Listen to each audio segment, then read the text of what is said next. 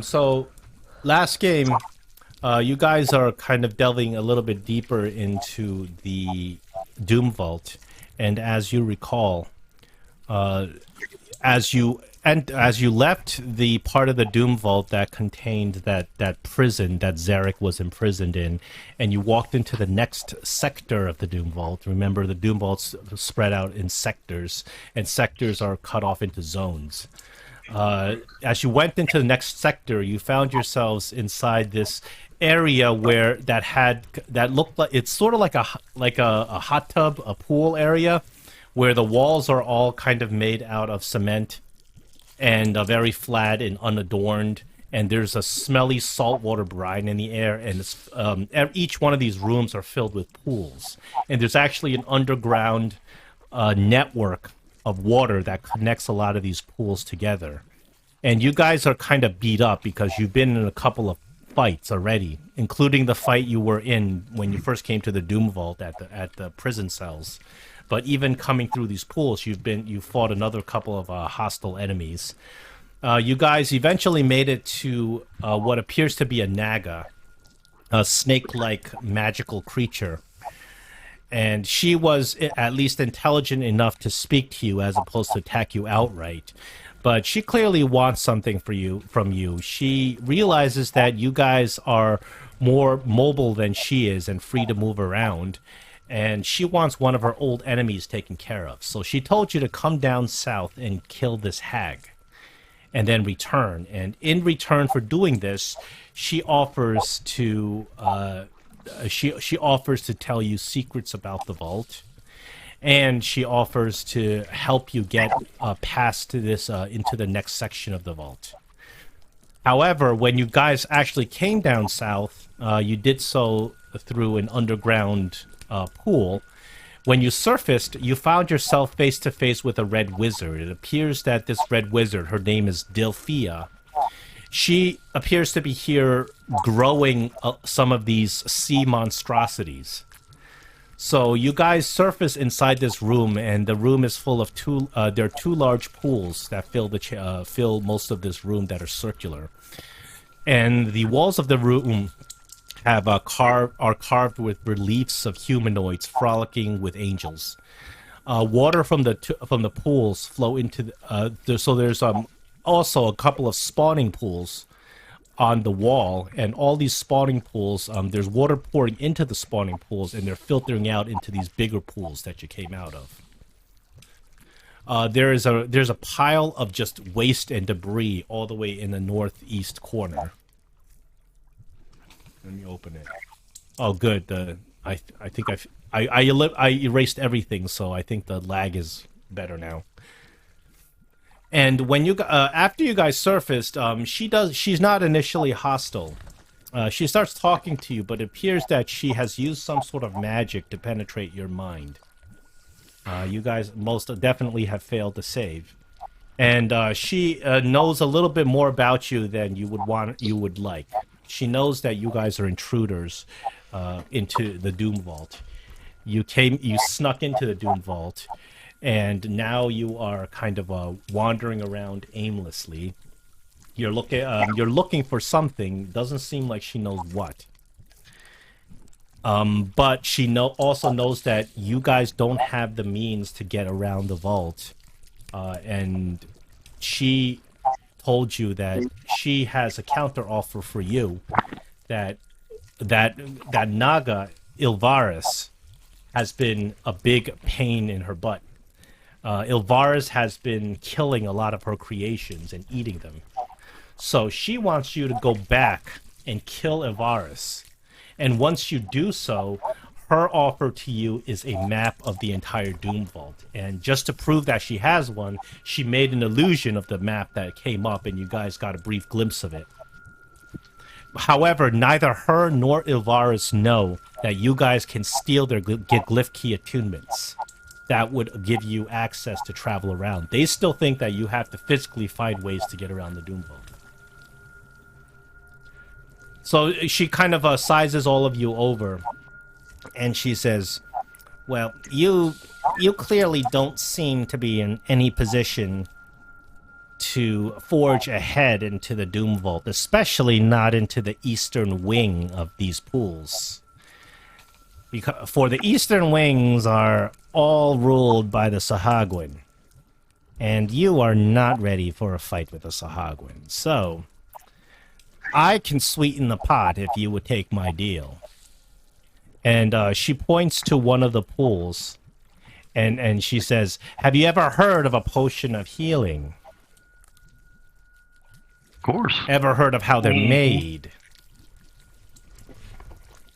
Well, I just with herbs, and that's the only kind I know how to make, but the magic type, I'm not sure.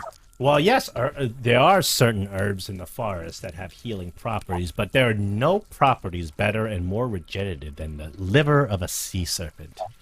And she kind of puts her finger inside this pool and swirls it around, and she says, "This is pure extract of sea serpent liver. Drink from this pool, and you will be healed."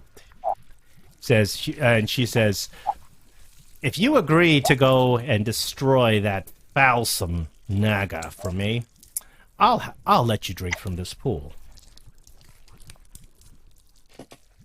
Well, that sounds very interesting. Can I do an insight?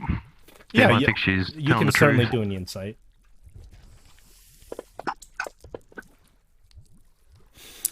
You can't really tell whether or not she's telling the truth, but you can tell that she certainly is very truthful about wishing this naga killed. Mm-hmm. The quest she gives you is not any form of deception. Mm-hmm. So, this is an interesting proposition. I'd like to talk with you for a little bit. You say that you've not ever seen a... have you seen a creature like our Tiny here before? She looked... You know what? Maybe I'll have her roll a history. Because... Well, actually, no. She's Thayan, but... Hold on, let me...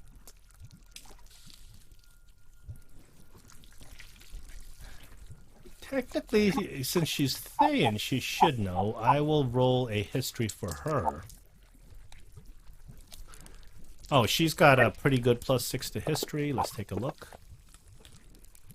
She says, "Oh, I certainly have.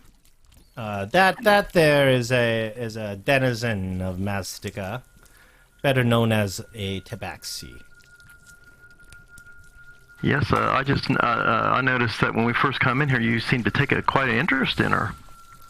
Well, I certainly have never seen creatures with that much fur swimming underwater. You know that she's a little on the shy side, but I think she'd like to take a look at your rings and your baubles and stuff like that. Tabaski, really enjoy them, just like our cats do over here. She clutches her pearls.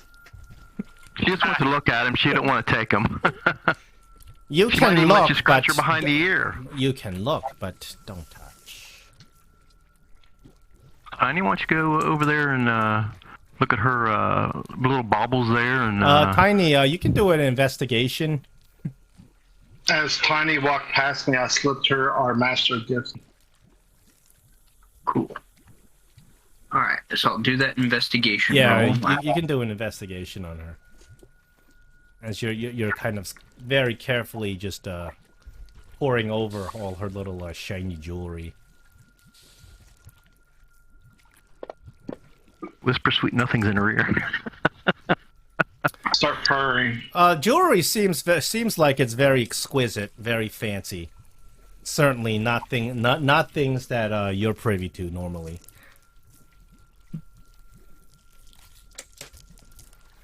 Actually, as Tiny, as you approach her, she doesn't seem to like you very much. She kind of takes a step back. Is she keeping her distance? Oh, I thought she said she liked her when we first She did. walked into the room. She said she was really fond of her.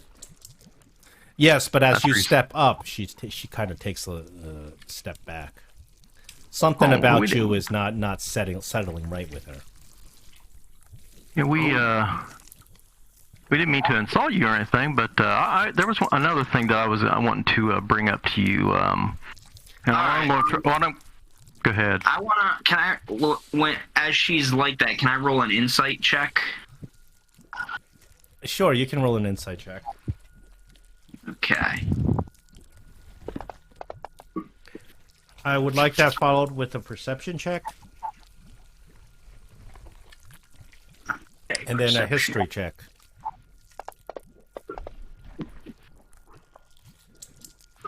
History.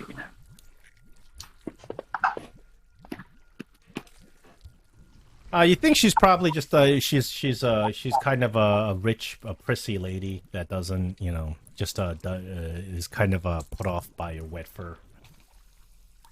Oh, wet. That's kind of funny. Sorry. But everybody notices as you guys are kind of interacting with her, there's a whole bunch of giant crabs in the room, and they're scuttering about. One of the giant crabs comes up to you, whoever's closest, Dolrak. It's not attacking you, but the crab comes up to your feet and it seems like he's poking your your greaves with his claw. Mm-hmm.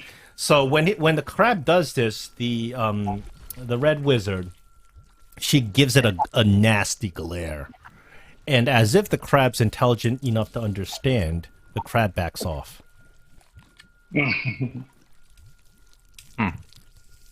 She says, "So, would you like to drink from the pool of healing?" I would.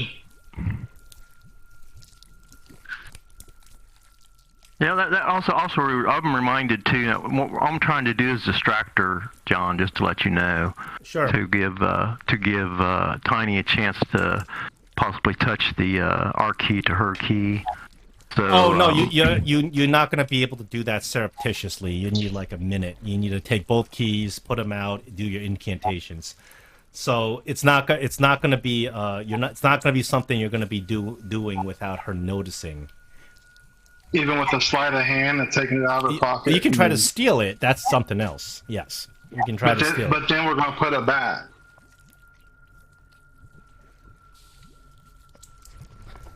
So Tiny, you actually do not see where the key is on her. Not just from your investigation, you don't see where she's keeping it. You're not completely sure it's on her person. Alright, Tiny will just compliment her on her jewelry. Well, if that's the case, maybe we're going to have to do her quest before we take her key or try to steal her key, guys. But if Tiny can't tell where it's at, Of course, you don't say that in front of her. well. Anyway. Yeah. Anyway, we'll let Dorlock go ahead and take a drink of the water then if I think we can't do it until after the fact. No, she says, please drink now.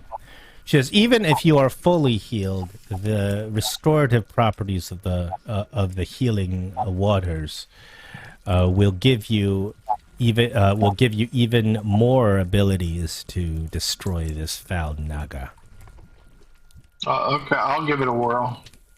While he's drinking from it, can I look at the water and see if I notice anything peculiar about it? When you look at the water, it looks like clear, pure water. Nothing like any healing potion we've seen before, right? No. Well, I mean, it could also be a trap, is what I'm saying. That's what I'm worried about. Is like, I would start like trying to Poisonous or my something. mind with like trying to figure out Arcana-wise, like what's in healing it? potions, like what? So she looks at the red wizard, very astute. Daifia turns around, looks at you guys, kind of looking suspiciously at the water, and she says, "Oh, are you afraid that I have poisons or traps inside the water? Well, feel free to go and detect magic. You will find nothing. This is pure, natural, organic healing from the liver of from the liver of the sea snake." Can I do a medicine check? Can I go look at the water and sniff it and touch it and? When you go up to the water and sniff it and touch it, you can roll a medicine on it. Sure, that's fine.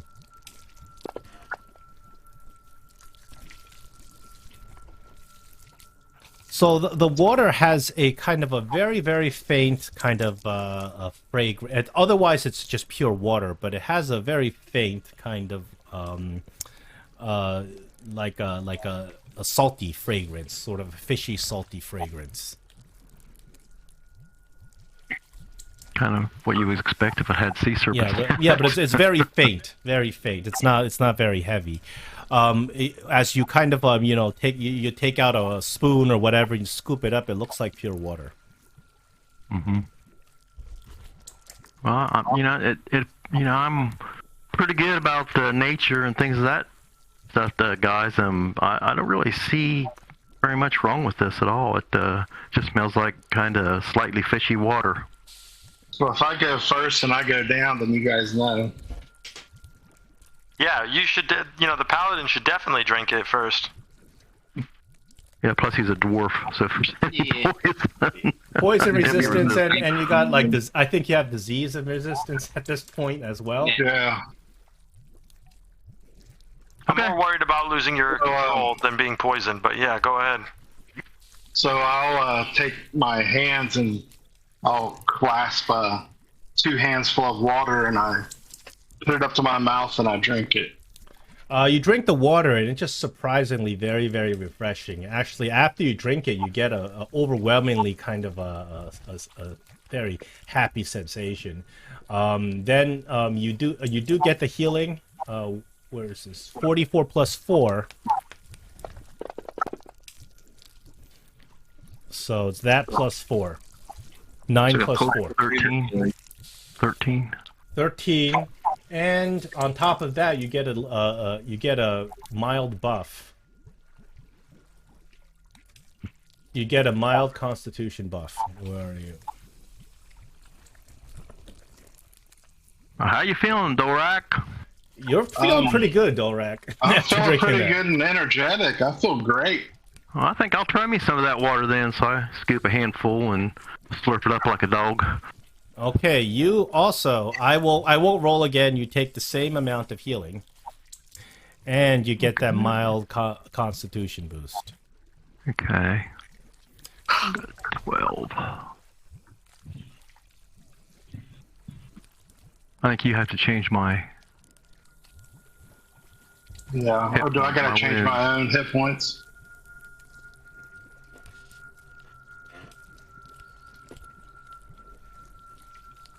Yeah, here the Constitution boost should up your hit points by 1, your max. And it's a temporary boost. You're not sure how long it's gonna last, but when you do drink it, yeah, the water is very clean. She says, and she says, well, if you come back in an hour, you can drink from it again. If you drink too much all at one time, it's not gonna work. Can you change my wounds to 12? Oh, can't you change it? I can't now. Okay. So you already got temporary, and then I'll change your wounds to 12. There you go. Yeah, and then you'll have to change Dorlax. Seeing how Neris and Dorak seem okay, I think I'll also take a fit and do the same thing. Okay, you take the same healing, and you take a Constitution boost. Yeah, I'm hurting a little. Can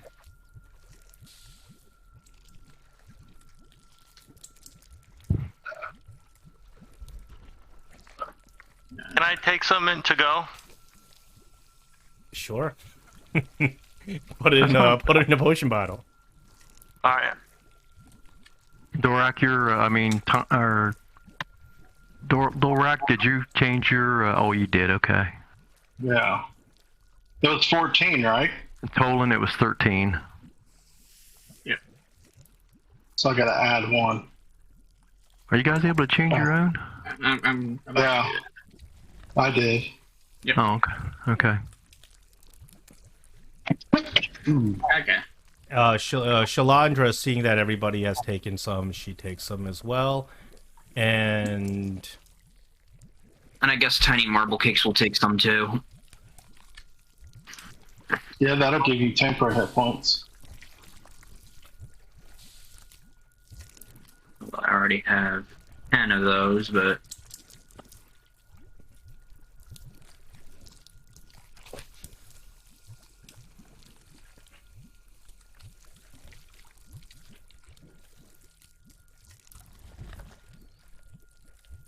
all right, so after drinking some of that water, you guys are feeling not too bad.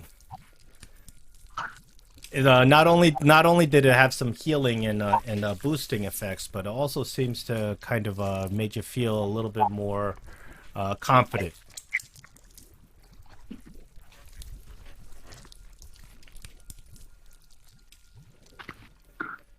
So, yeah, I think that's pretty good.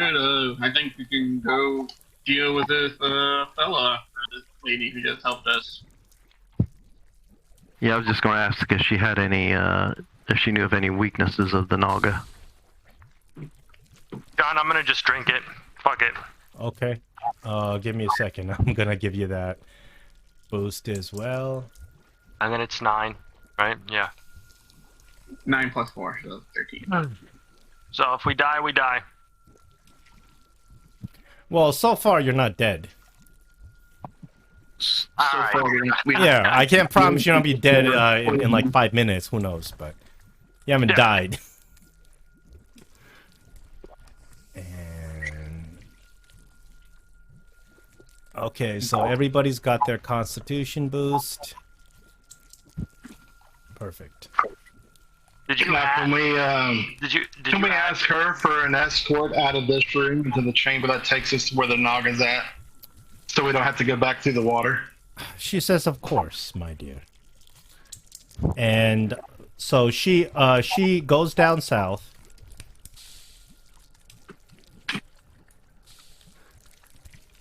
And opens the door to this room.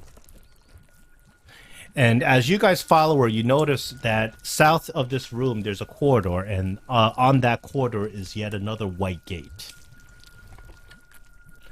As you guys are leaving, you notice the crabs seem to follow you a little bit, but then as you get down south, she once again turns around, gives the crabs a nasty glare, and then all the crabs at the same time just go back to where they were before, scuttling around.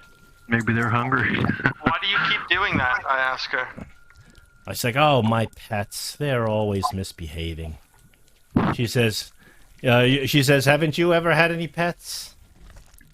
We have one right now, and I look at the tabaxi. How rude.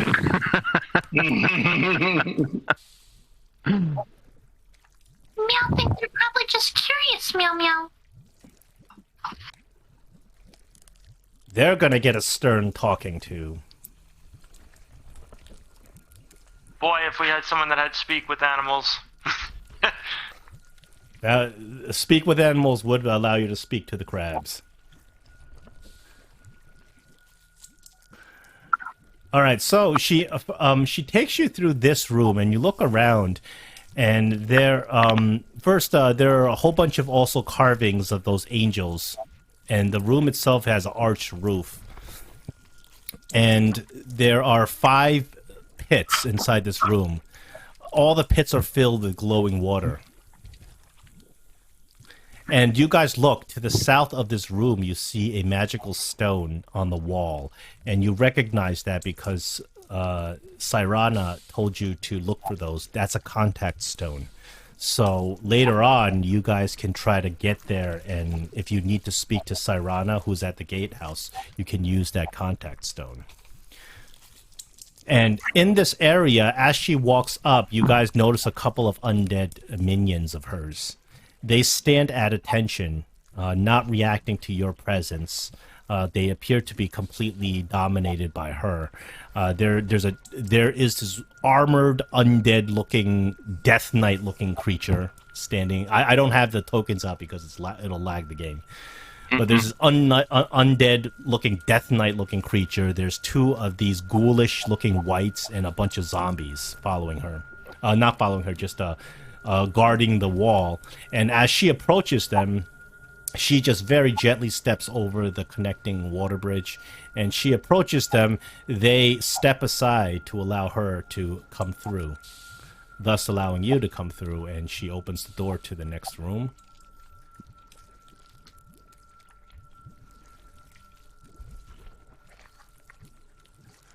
Come on. There we go.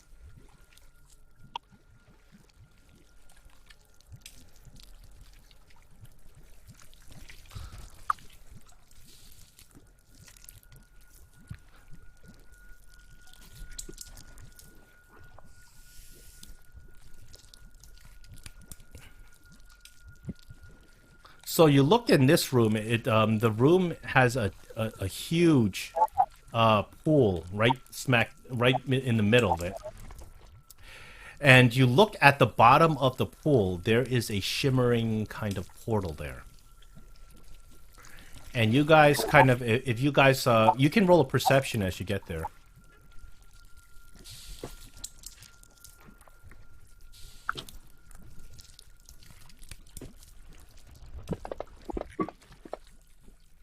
You guys realize that there is a black gate. Oh. At the bottom of this pool. And there's yet another one of those balls of spheres of water floating around in this room. You also look and you see some strange looking footsteps inside this room. They're kind of lizard-like footsteps.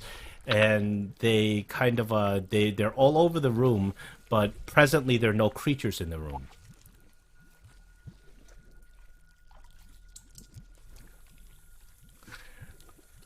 And then she finally takes you to the white gate,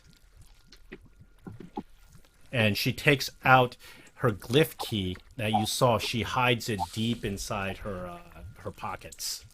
She takes out her glyph. Which pocket?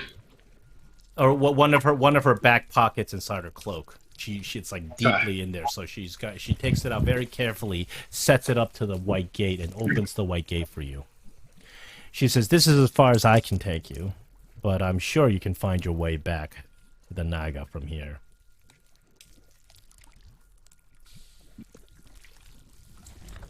Okay, thank you.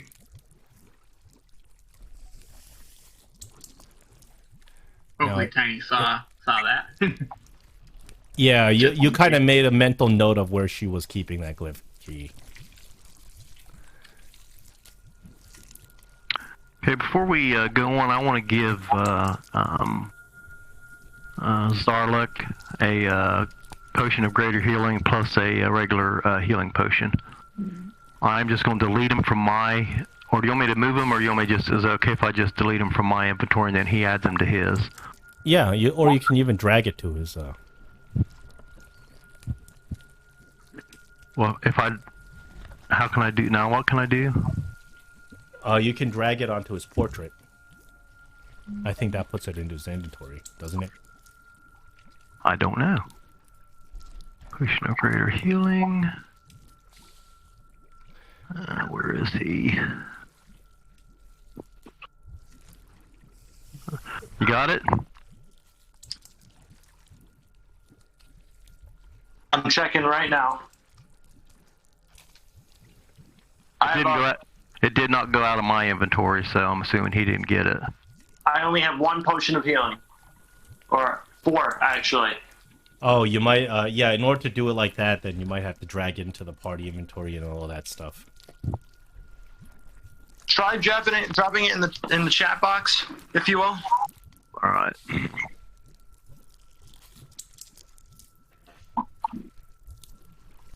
I think you have to use that party sheet. I dropped it into the chat box, but it didn't really leave. Okay, I'll just put it in the party sheet. I was trying to avoid that, but I could do that. Pardon? I have it. I grabbed it. Oh. Yeah, I did lose it from my inventory. So, all right, that'll help you out a little bit.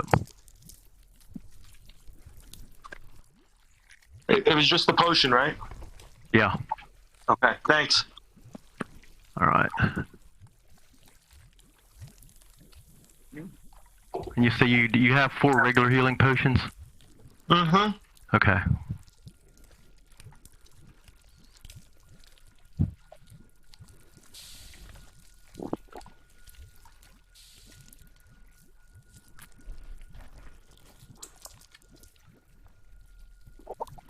Alright, so I guess we go through.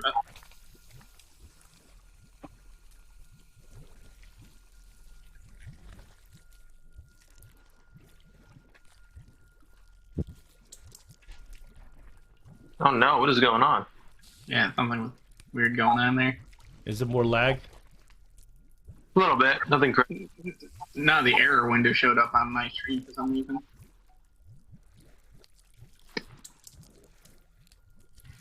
Yeah, unfortunately, these maps have a lot of lag. So you guys walk into this room. You've been here before. So why can't you come? I ask her. It's just because because I'm paying you to do it. Yeah, but don't you want to watch us do it? She says, "I assure you, I'll know when the deed is done." How will you know? Because I have my ways, I have my spies everywhere. Are we doing the right thing here, though?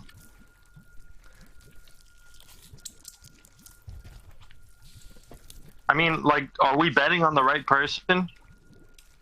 You're destroying a beast that eats flesh indiscriminately versus a dedicated scientist.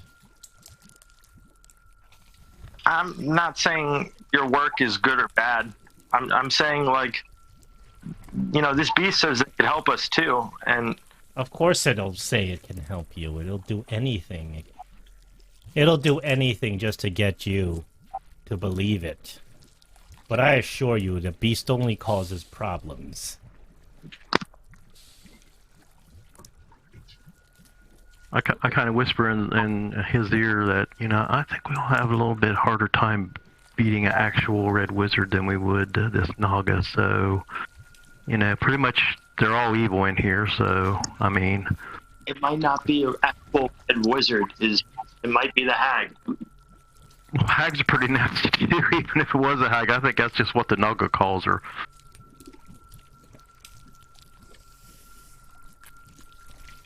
yeah, but the Naga gave me its word, and hags are known to be tricky. I look at her and I say, so whether or not we help you or not, whether we die here fighting this creature or perhaps you kill us, the only thing I can think of right now is that you need us to do this because you can't yourself, whether it be you can't leave this area or you're not strong enough to take out this Naga. Is that correct? She says, well, I'm not a warrior. I spend my time studying animals and breeding pets. Because I have no interest in getting my hands dirty in this.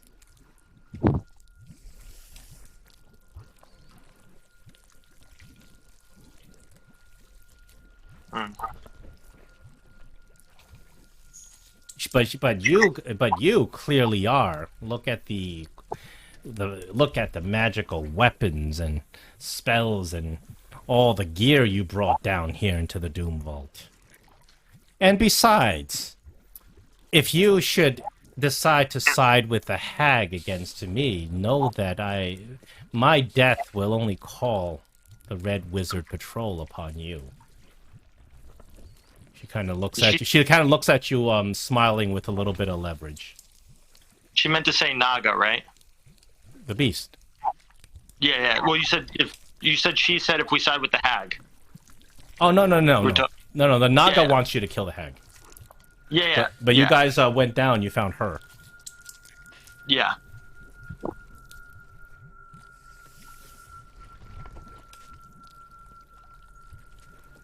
I kind of want to roll inspiration on that speech. I'm trying to piece together, but I think I'll roll it with inspiration. All Roll right. what? You could. Because I don't trust that whole story. That I don't know if she really thinks she is a real red wizard. If that's true, and that it's not a hag trying to deceive us. Okay.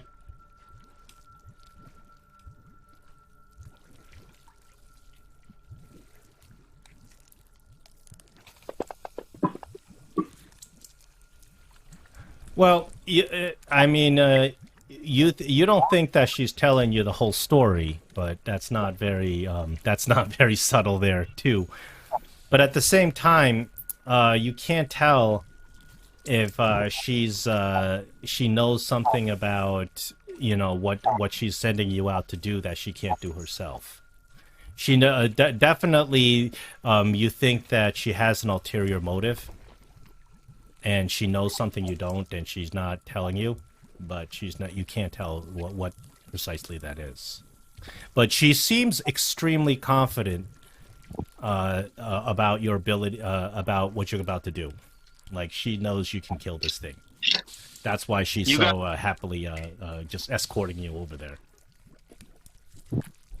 You guys notice that Tharek is feeling uncomfortable. And it might be an issue because he did give that creature his word.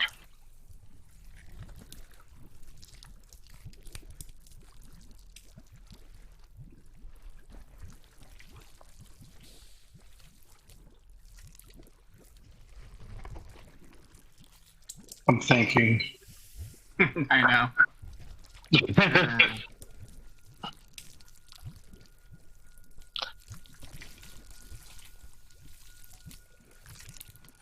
Who was the vampire?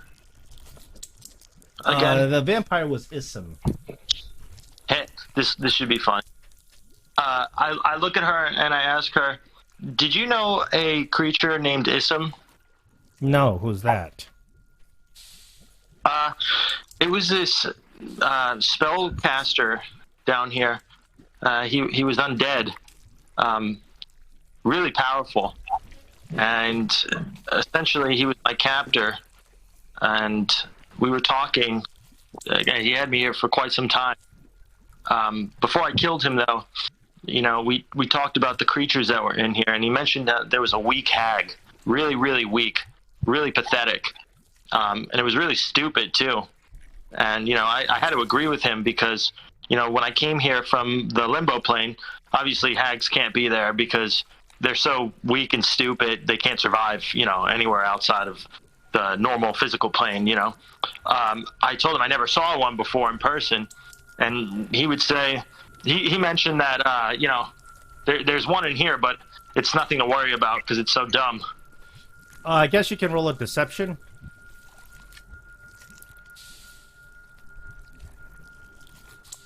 Okay, I'm gonna do that with an inspiration. Okay.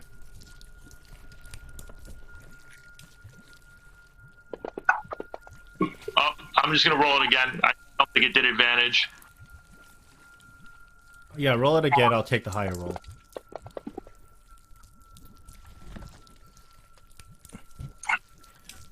So you kind of try to tell her this story. I guess you're trying to, in case she's the hag, you're trying to get her mad.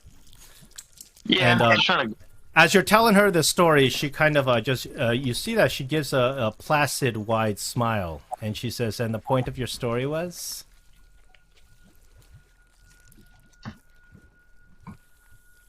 Just that, you'd think that if there was a hag here and it had an issue with the Naga, if it was powerful at all or, worthy of anything or smart, it would probably find an easier way to kill it.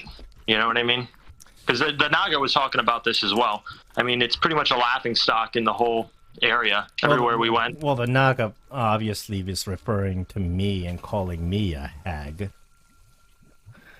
because all I've ever done is breed my little pets, and all the Naga ever does is cull them every day, eating some of my most majestic little pets. The Naga is fairly resistant to magic, but not resistant to that blade of yours. What would you know about blade? She says, well, it doesn't take much knowledge to recognize that that blade you carry has very powerful magical properties. Probably more than the Naga can handle. I'd say the same for the hag. Yes, but there is no hag. She says, I've been here for upwards of 6 months. Haven't seen any hag. You didn't see the vampire either. Well, what you refer to is in a different sector in which I'm not even allowed.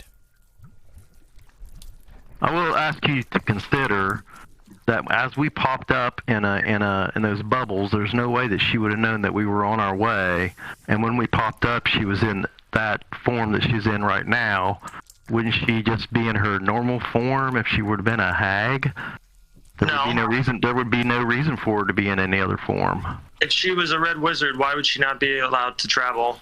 Because they're only allowed to be in their own section. You guys do know Sarana has told you that because of the way Zaztam kind of wants to control everything in the Doom Vault. He does actually specifically assign red wizards to different parts of the Doom Vault. So there's red wizards that don't know what the other parts of the Doom Vault even look like.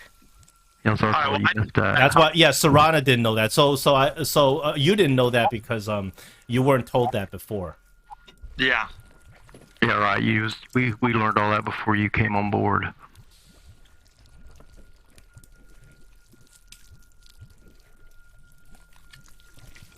But you guys are kind of like Daifia does recognize that you guys are kind of suspicious of her. But she still looks at you extremely confidently, like she's got the leverage.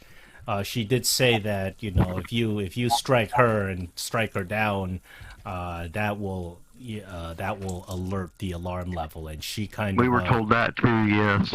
So she kind of knows that she can raise the alarm if she chose to, and that will put you guys in serious danger. So you can see that she seems very confident that she's got some leverage right now.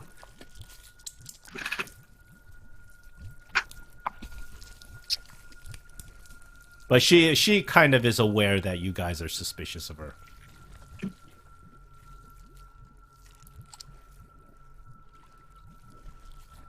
But you guys did see where she put away that glyph key, and she doesn't know that you can take her glyph key and copy her attunement and use it without her. She's under the impression that she is the only person who can use her glyph key. So she doesn't know that.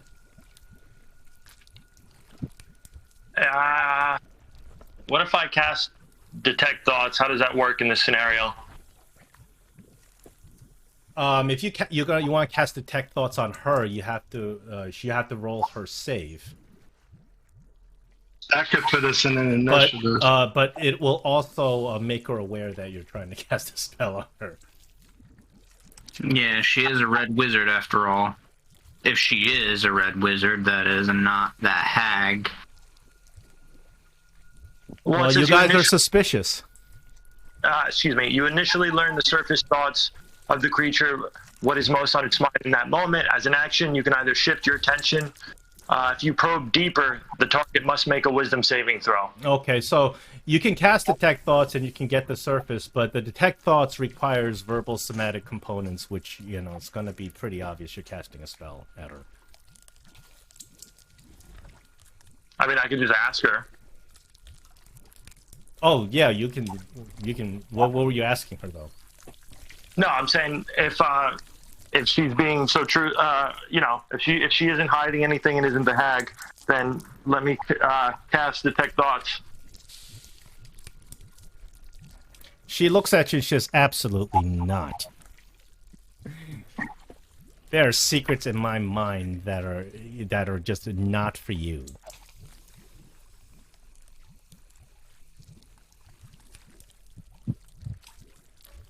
Yeah, so you can cast Detect Thoughts and get surface thoughts, but if you want to know her deep, dark secrets, you probably have to do some of those saves. Well, yeah, and now that I mentioned it, she'll know if I did it Yeah, anyways. she'll probably know because the casting of Detect Thoughts. Verbal, semantic. Neris, you might be able... I don't think you had that spell, though. But because you had the subtle spell, you might be able to do a sneak detect. But I don't have detect thoughts. I do have subtle spell, but I don't have detect thoughts.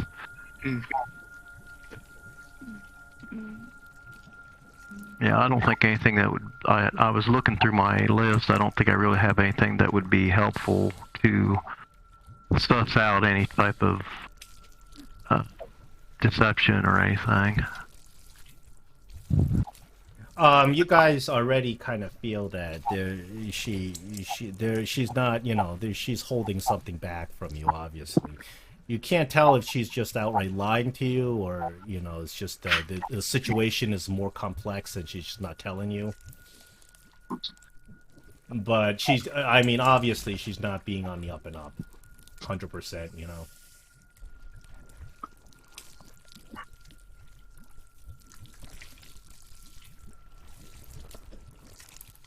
Well,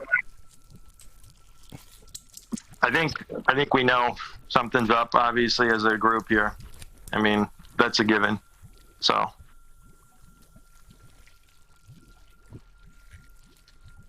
I mean, what do we know of Hag?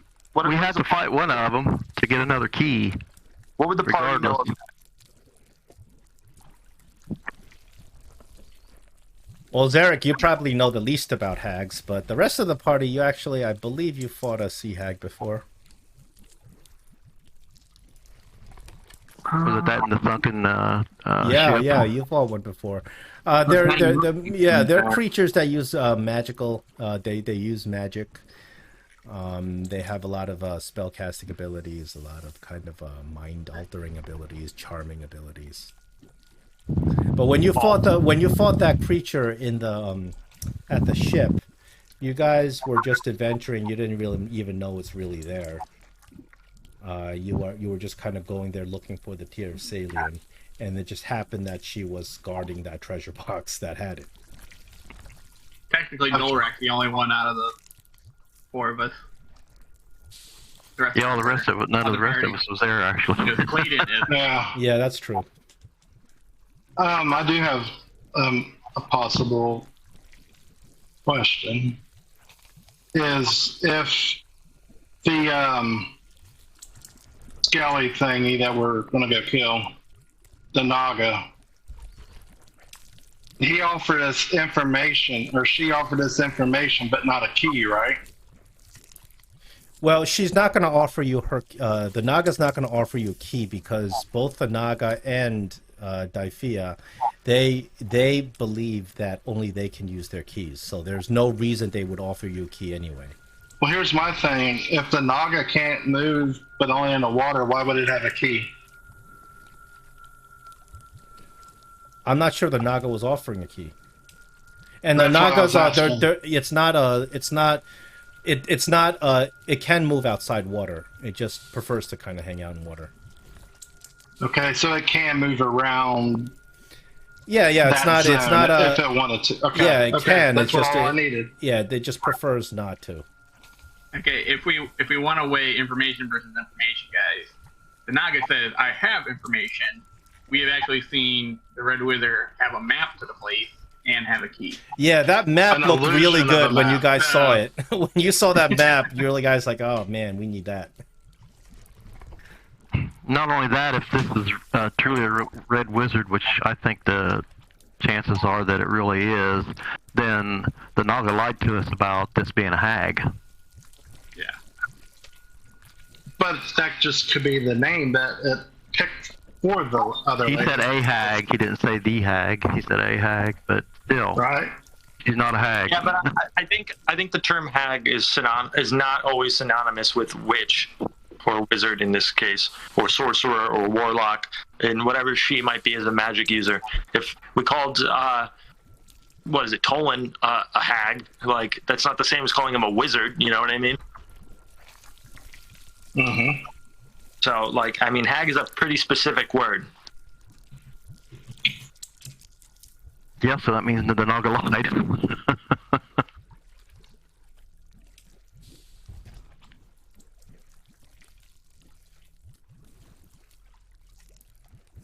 Well, I mean, we could go confront the Naga about, say, hey, you told us there was a hag and it was a red wizard. We can't be, attacking red wizards.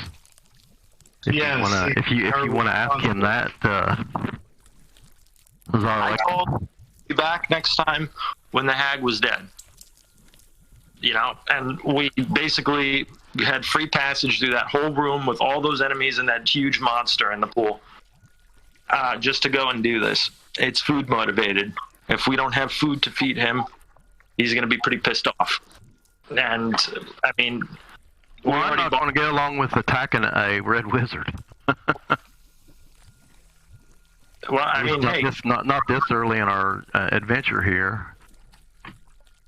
My personal opinion is not the character. My personal opinion is that either fight is going to be challenging. Oh yeah, it is going to be, but the Naga's not going to get a hold of the rest of the red wizards in the whole mountain to bring them down on us. But you don't know if this is a hag or sorry. Well, I believe it is. Yeah. So here you're can change though. They can polymorph. My character doesn't know that. How do you know that? Yeah. So here are a couple of here's your dilemmas. Your first dilemma is you don't know if Daifia is the hag in disguise or actually a red wizard, and the second dilemma is you don't know which one of these forces will be true to their word and help you once you do what they ask you to do.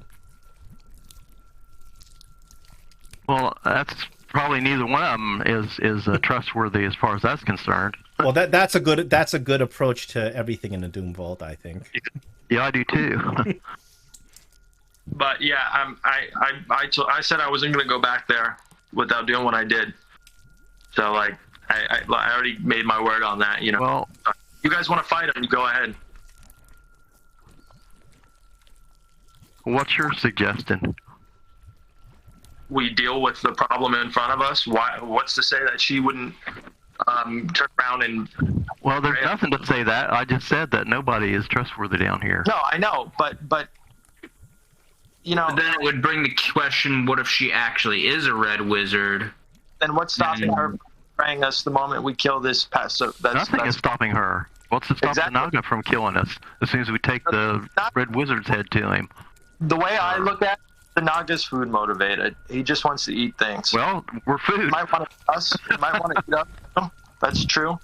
But, I mean, I don't know. Or maybe the red wizard isn't the hag, and maybe the hag is. I know. I think it's obvious that them two are the enemy or hate each other. So I think it's kind of obvious that that's the one that the Naga was talking about. Plus, she is the one that makes. Yeah, that's something you guys can be sure about is that the two of them want each other dead. So that even if she isn't a hag or she is the hag, regardless, this is probably the one 100%. I would say I bet my character on it that he's talking about her.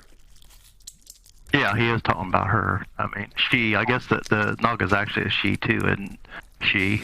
Yes, they're both she's. Yeah, the Naga's gender neutral. Them, they. Yeah, there we go. The red wizards of they. Red wizards of they. That's funny.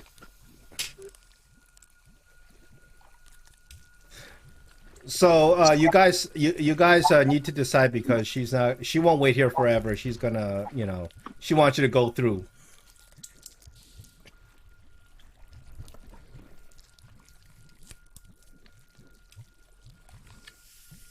I don't know. You're kind of leading this motley crew. I say we go to the Naga first, because if we can get rid of the Naga, then As you guys are kind of sitting here, kind of contemplating what to do, you see that she's getting a little bit impatient, and she sits there and she kind of folds her arms, kind of looking at you, like wanting you to go to the go to that Naga.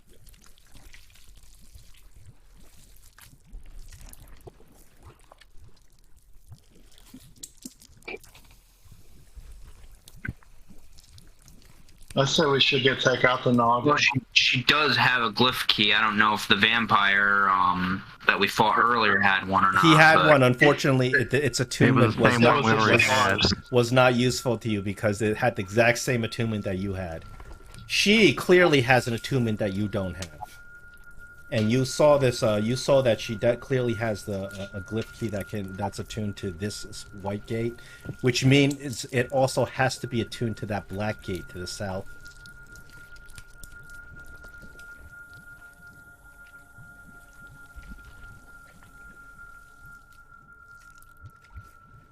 Okay, but then they give these keys to pretty much not just the red wizards, but any superior. No, creature. it's not just the red wizards there that have the keys, because you know that Isam had a glyph key as well.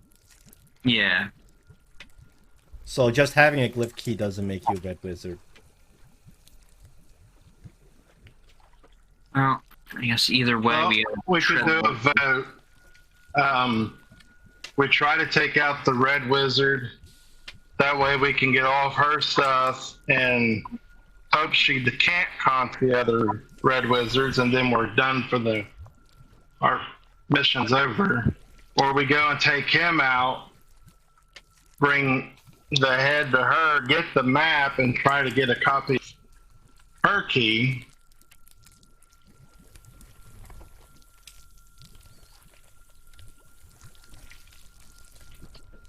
Or vice versa. I think defeating the Naga is probably, well, they're both going to be heavy battles, but I mean, there's less risk involved in siding with the Red Wizard than there would be in siding with the Naga.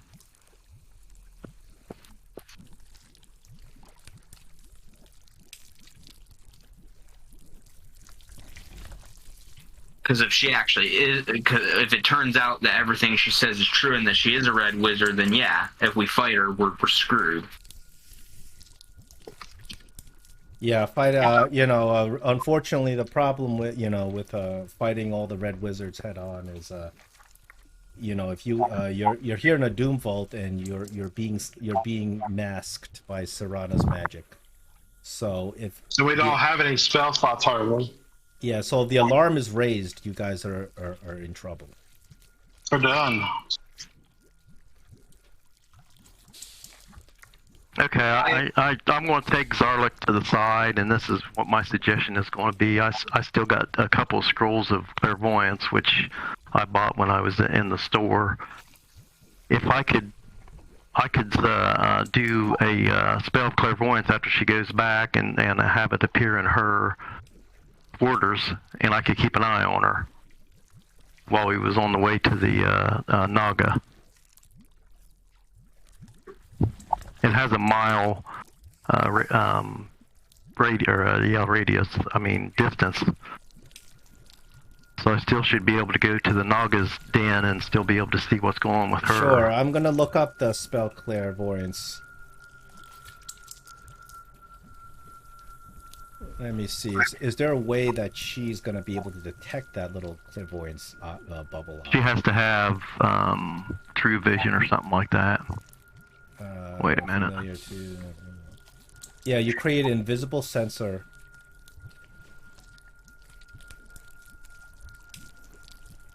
True sight. She has to have true sight. If she's if she actually is a red wizard, taking what she's saying at face value, she'd be able to figure it out.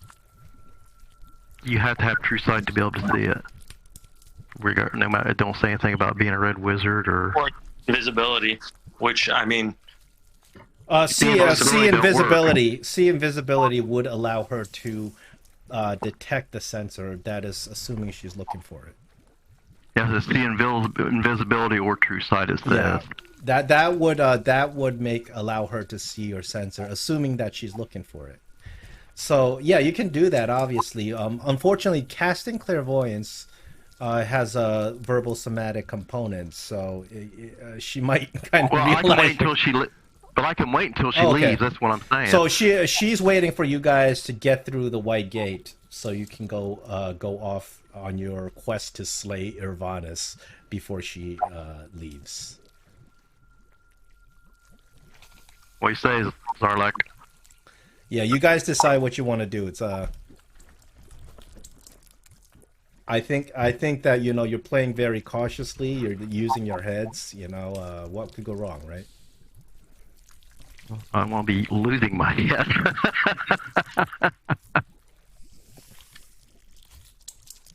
No, I think it's a reasonable reason to go back without what we told him when we found out that it wasn't a hag when we got there. I think that's at least, regardless of whether she is or not, it's still, we were looking for one thing and he told us the other things, or she, or whatever the Naga is. I don't think that's unreasonable. The creature that can't breathe in the wild. Yeah. Well, I say we do that, so Yeah, I think that sounds like a good idea. Give it a shot. Okay, so you guys will then. Zarek? Yeah. Well, what are you thinking? Well, I know my character wouldn't know, like you're saying, you said it yourself, my character wouldn't know anything about hags, but... Yeah, probably not. I was trying to goad her, obviously, and whether or not it worked or not, I couldn't tell, but I think my character, like we all said, wouldn't trust either of them. Yeah. But my instinct on this...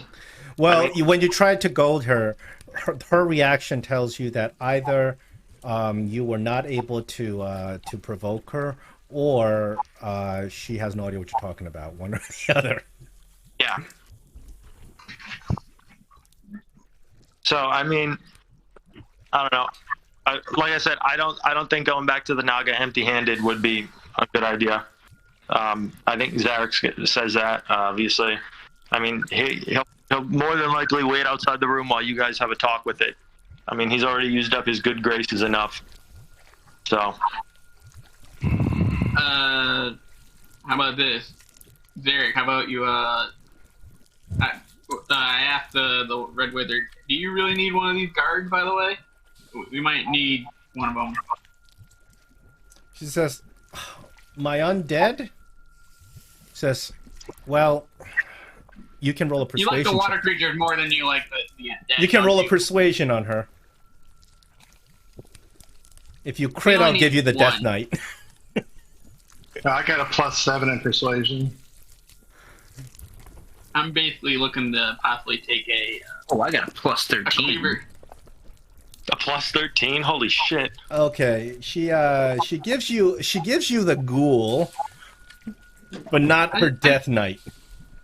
She says, Okay, "All right, you pulled my leg. You can have Billy, but he's got to be back before bedtime." Like that. So one of her she claps her hands, and then this ghoul lumbers up, kind of limping. I don't think the Naga's gonna be happy with the ghoul. You might not be able to get him back by tonight, but we'll try to. And then He doesn't have to be in one piece. Okay. I basically just want to put him in the bed. So we have a thing. Hey, we killed the hag. Here's the hag's head. That's what I'm looking to do, guys. That's what I'm thinking. That sounds like a great idea. So. Well, let's go. All right, so if you all go through the white gate, then she'll kind of go back to where she was waiting for you. Can she cross the white gate, like physically? You don't see her cross it, but you assume she can. Didn't she say she couldn't? No, she didn't say she couldn't. But she has the key to leave the overall area. She has the key to the white gates and the black gates, correct? The keys attune zones. So when you get a key to a zone, it includes the black gate of the zone and all surrounding white gates. So if she, somebody should ask her. so the fact that the key opened this white gate means that that key is also attuned to the black gate in the zone. Okay. So how are we gonna get back to her? Back swimming or what? She says, "You found your way to me first time. I'm sure you." Well, can we do got it them second. bubbles. Okay. Yeah, the bubbles return still to got their water original breathing. positions once you give up the control over them. And her ghoul doesn't need to breathe, so it's fine. We'll just swim in a pack. As soon as we're on the other side, I'll tell Derek and Dolarak, we kind of need this guy's head dude for this plan, I think, to convince the Naga that we take care of the hag. Right.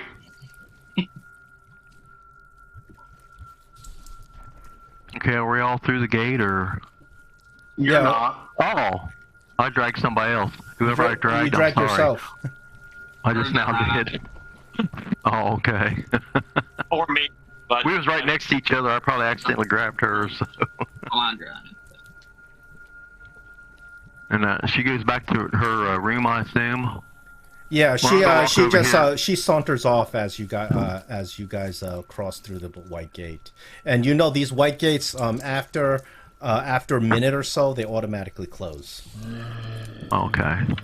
So I cast the scroll of clairvoyance for the for that to appear in her layer, whatever you want to call it. So the scroll of clairvoyance, the eye appear. You're doing vision or auditory. Yeah, I'm doing vision.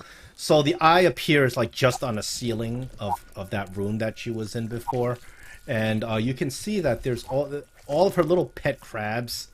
They are all huddled in this little corner.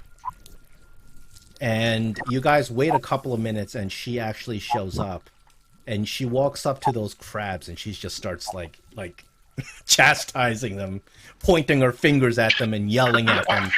You don't know what she's saying. But it looks like she's disciplining her crabs. oh my god.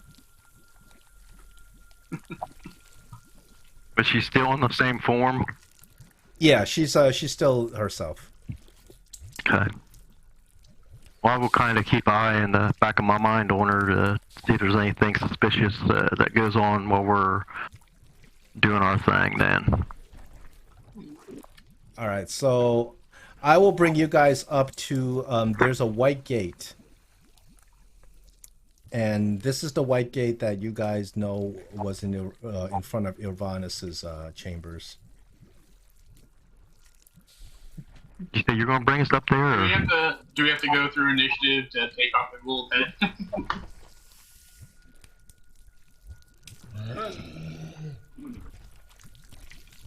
I wouldn't think so. Whoops. Looks like Tolan was left behind. Hold on. Let me do that again.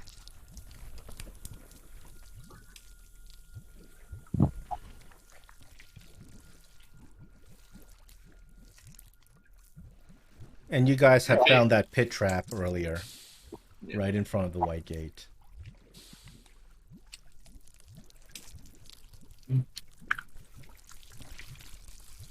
Remember, guys, you gotta kind of talk our way through this, get whatever information this Naga has, and chances are we're probably gonna want to go back to see that red wizard because she has a key and a map that will help us a lot in our adventure. So, as we cut off its head, we need to mash its face in a little bit so that can't really tell unless we We're going to try to lie to him, say this is the... knock his, Okay. or the hag's head. Yep. Who can put on the best performance? Unless there's some sort of, Actually, I don't know. well, that would be our bard. Can we change the look of the face of that thing? Does somebody have a spell or something that can do that?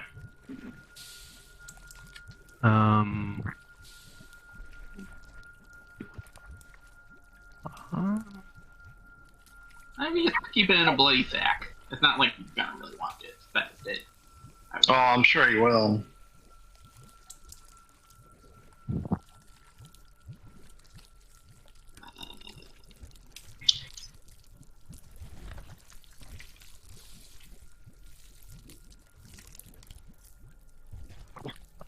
minor medical stuff I could do. Considering we don't know. So what so the you're heck gonna would you're gonna like, cut this like, ghoul's head off, so you can Yeah. use it. Okay, so I'll remove the ghoul's token. Yeah, we're gonna cut the ghoul's head off, Put it in mash the in his sack. face, and make it look kind of bloody, unrecognizable.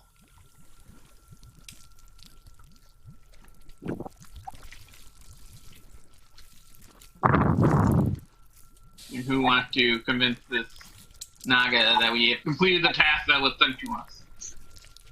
That'd be Tiny's one. He's definitely got the highest charisma.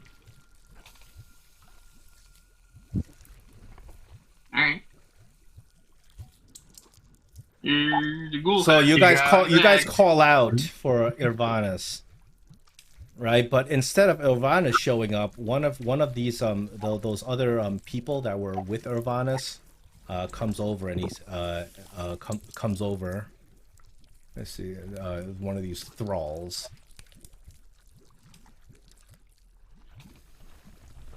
He shows up on the other side of the white gate, and he's kind of looking at you, and he says, My queen Ilvarnus wants to know if the hag is dead." Yes, meow meow. Show me the hag's head," he says, and you can see there's just a complete, this glazed over look in his eyes. We show the bloody bag of a head. The head. I need to see it. I need to see the hag's head.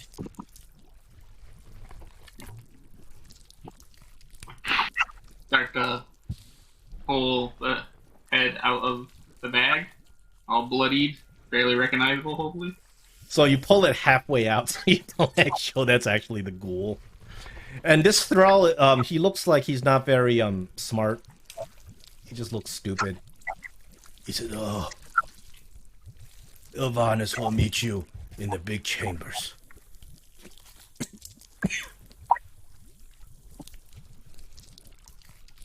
Alright, hopefully the door's open, we go through, I guess. No, not this door. He said Ilvanus will meet you in the big chamber, which is the other door. This one. Okay. So you go up to that chamber, and you realize that the white gate has already been deactivated.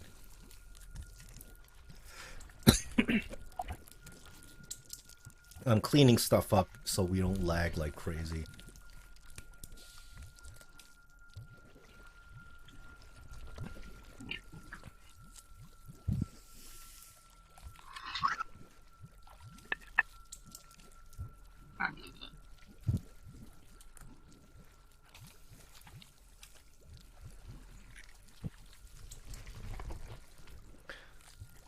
Naris, are you still watching? You're watching that sensor over at. Yes.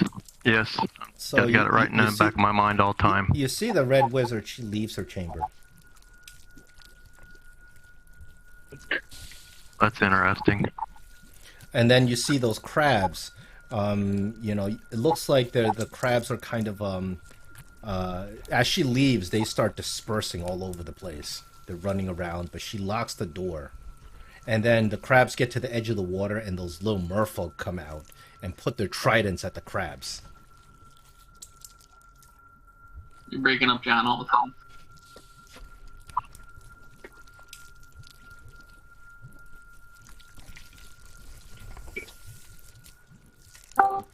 All right, so you see that first she leaves the chamber, and then after she leaves the chamber, the crabs start running all over the place. They start running around, and the doors to the chamber are closed. And you see those two merfolk, those really big mer people. They come out and they take out their tridents and they're pointing it at the crabs, so the crabs don't go near the water.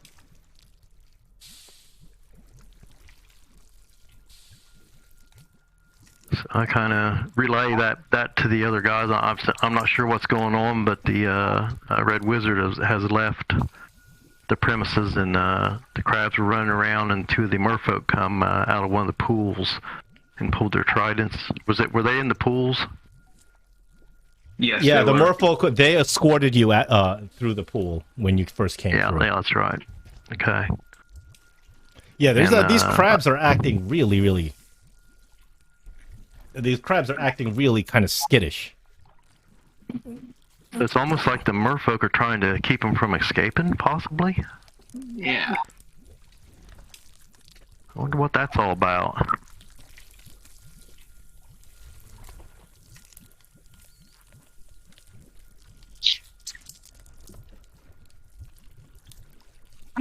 So did Ivana show up? Oh no, you got to go through those doors to the south. Oh. There's doors here. Oh, I'm not even close to there yet. Hold on. Oh, I thought I fixed the lag, but lag's still there.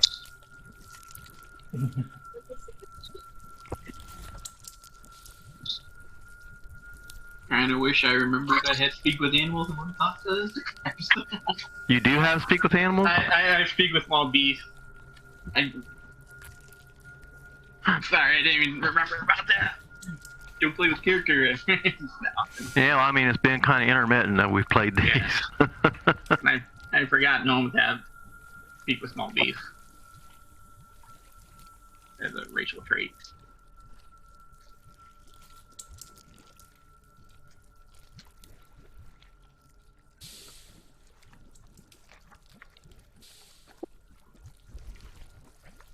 Are we supposed to be going to like the white gate to the north? Is that where we're going?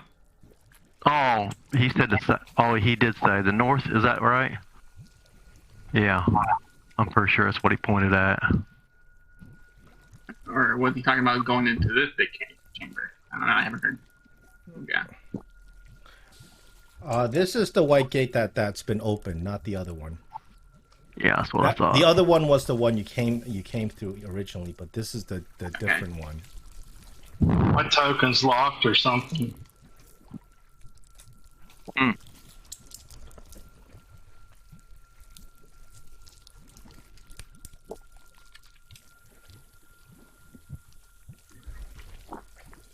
Oh, what is going on here?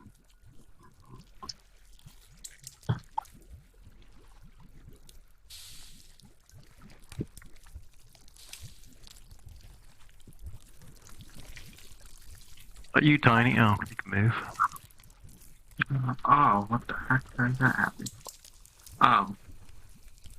Yeah, how did your token get into there? Mm-hmm. That's funny.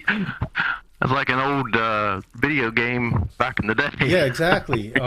No, this is a problem with these maps. These maps are, I don't know what's going on with them, but they're creating such a lag. Wall glitch.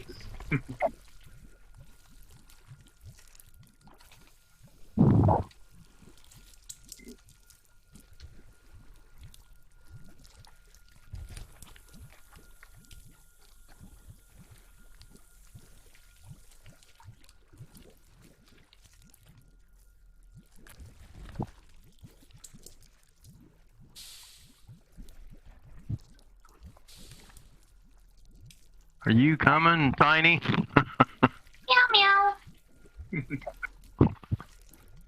Did you find a ball of yarn to play with or something? It might be easier to click on your token and press the arrows to move them.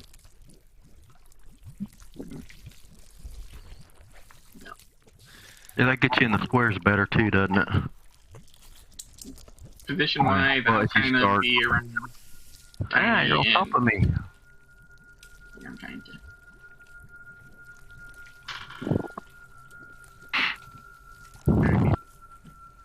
Between Neris and Tiny. So you get to this room and you can see that Irvana's she's a fairly large creature. She's right smack in the center of this room, and as you remember, there are these chains inside this room that are kind of going downward.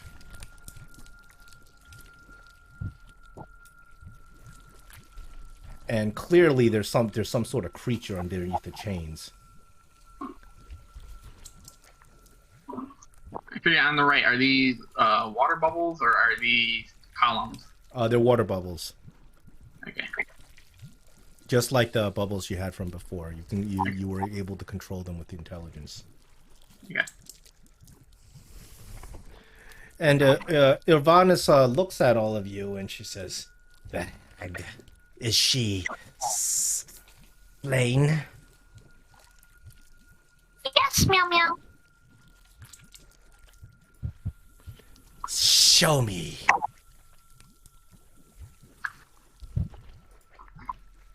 Of course, and I gallantly pull from the.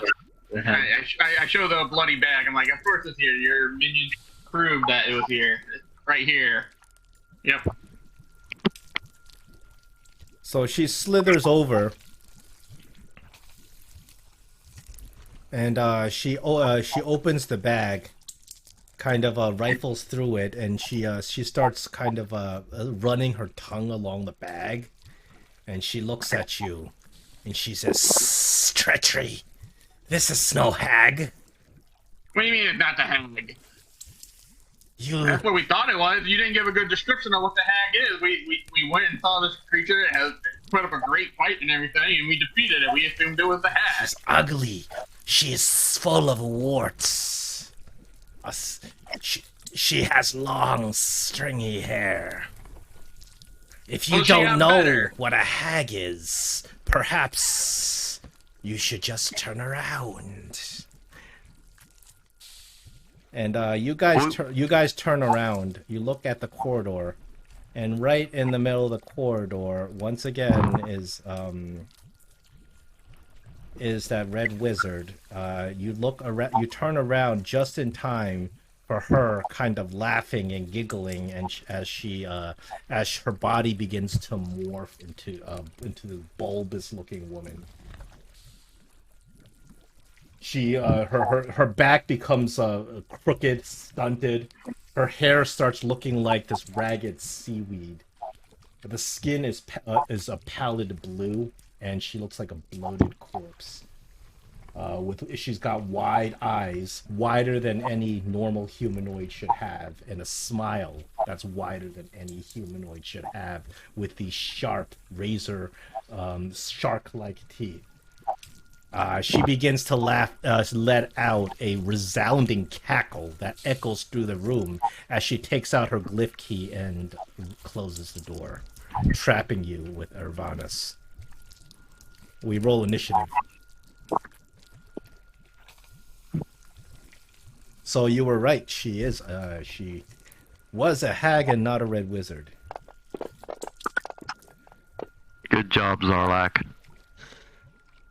I'll never doubt your intuition ever again.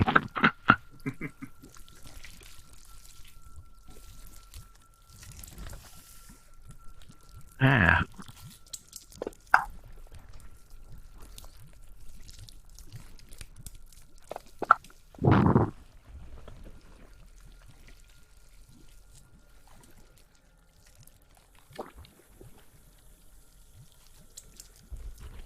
Dolrak and Shalandrag I'll put into initiative. I rolled. You did? Yeah.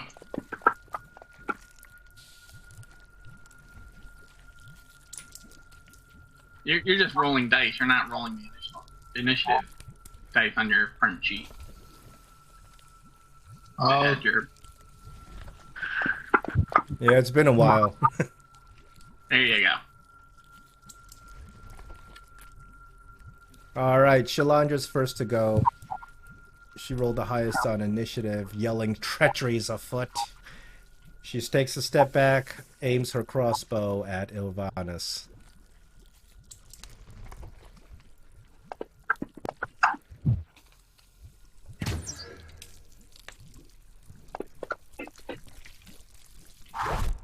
And she's got a second attack. Also a nice hit. Tolan, you're up.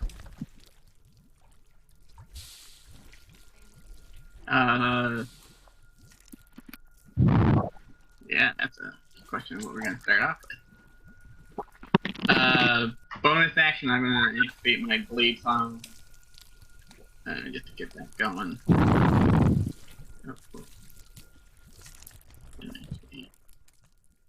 Let's see.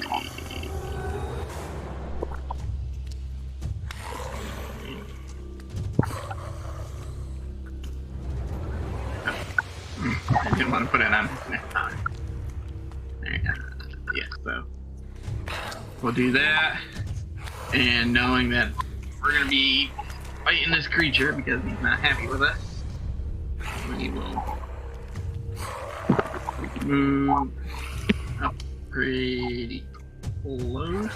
Hopefully, some attention from the other party folks. And get within. Actually, we'll stay right here. Start off big and do a fireball on this creature. At level 3rd level.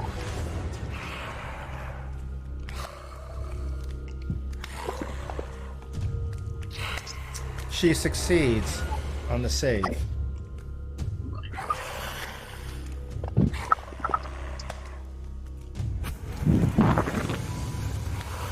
Still a significant hit. And then that will end my turn. All right, Ilvanis is up.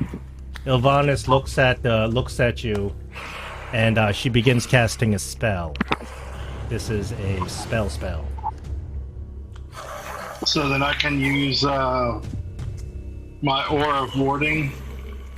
Yes, unfortunately, what she's casting your aura warding doesn't reach. Okay. Because she's looking at this, and she does a little bit of math, and she casts a lightning bolt. So it won't hit me. It's not going to affect you because It's a straight line. Yes. Okay. She's not. She's. Counterspell? You can counterspell, but she is not casting it at level 3, so I need an intelligence. That's okay, I'm not casting it at level 3, I'm gonna cast it at level 4. I still need an intelligence. Okay. Intelligence. Is it a save? No, it is a flat check. So it's just your intelligence modifier. You have a good chance of making it anyway. But not with that roll. Not that roll. Dang it. Oh boy. And I get the slot too. Alright.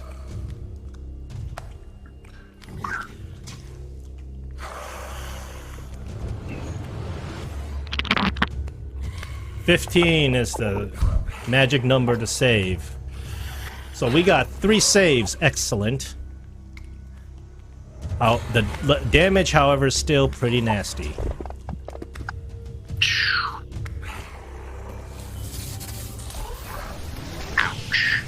As a massive bolt of lightning just shoots out of her hands and zaps the wall behind you, running through you, almost stopping your heart. Tiny, you're up. Okay. Now I see what just happened here. The first thing I would want to do is find out if Tolan, Naris, and Zarek are okay. We had temporary hit points, most of us. So yeah, you guys got some good healing. You got healing directly from a deity, and then you took some healing waters, and you have a Constitution boost. All right. So what I'm gonna do is. So I'll have to find out, is this my... Yep, this is my main action. I'm going to use my main action, and I'm going to cast Aura of Vitality.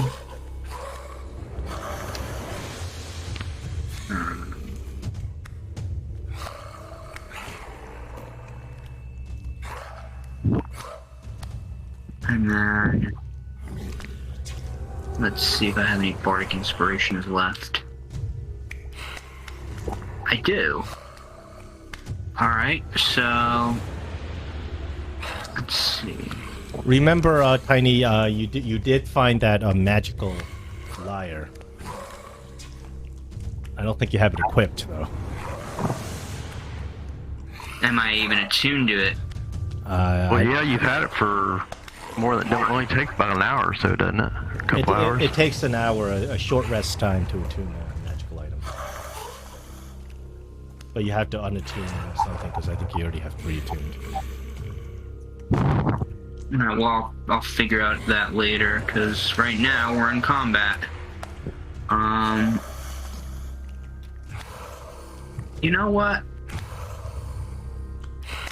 I think if I can give Dolrak Bardic Inspiration from my location, that would be... I think you can. He's within 60. Yeah, certainly. Oh, yeah. Alright, so I'm gonna do that. I'll give Dolrak Bardic Inspiration as my bonus action. And then... if I can get this to...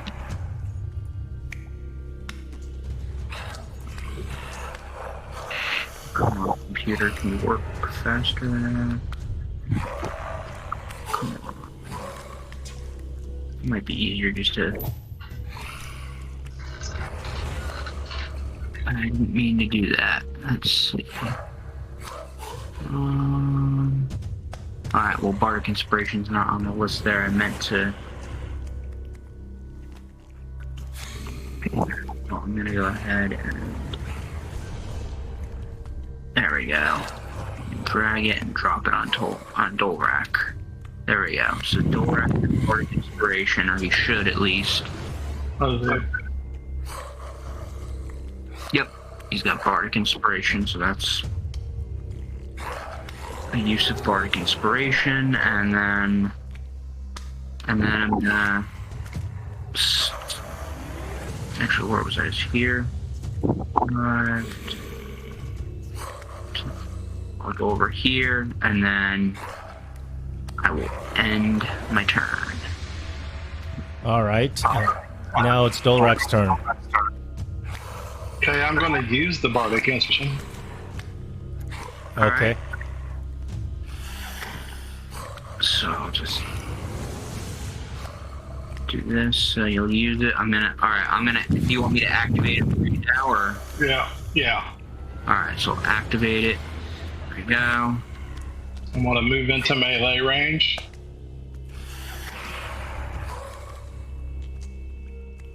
I want to pull my battle axe.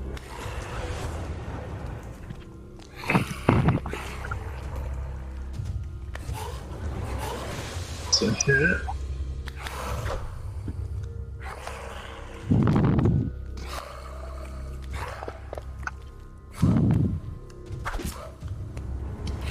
Use points. My second attack.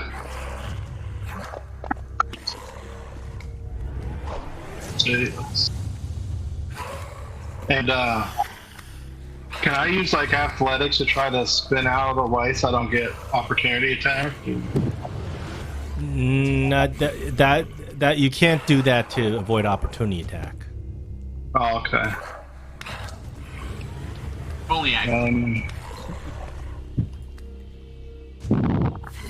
I'm trying to think how I'll just stay where I'm at. Yeah, because they have skills in the game that allow you to avoid opportunity attacks or mitigate them. Okay. That was a good idea.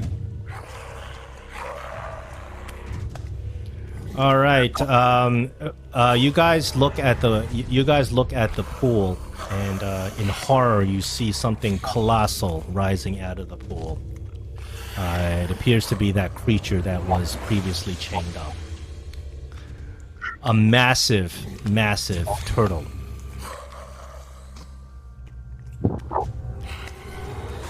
Looks like this. Smaller than the size in the picture, but still pretty big. Well, The creature's head rises out of the pool because the body probably can't even fit. He looks at you, and creature does a little bit of gauging, and looks like he can get a cone.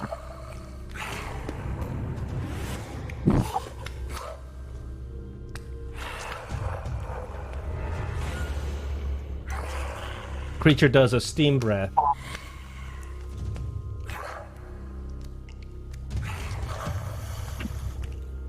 On the cone. Constitution saving throw for steam breath. Luckily, you guys have a constitution boost. Hopefully, it'll be enough. Oh boy, we have a lot of failures on that one. There's a lot of damage coming at you. Can you re-roll my saving, please? What do you mean reroll? I want to re-roll the saving throw with the indomitable. Oh, feat. oh, I'm sorry. Can you re-roll it? Because I already rolled damage. Just roll a Constitution save. The DC is 15. I'm sorry, 16. Do I get the boost? The boost should automatically be applied because I put in the effect.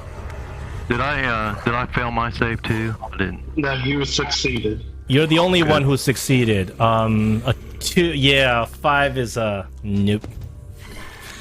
The creature now is you know, his head is bobbing out of the water. It's looking to snap its jaws at you and eat you. Shalandra has been melted. However, she's an NPC. She's an allied NPC, so I will do saving throw, death saves for her. Zarek, you're up. All right. Let's see. Targeting. I'm gonna move about 5, 10, 15. Right here. Okay.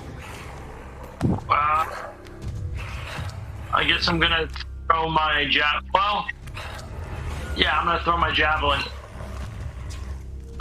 Let's see.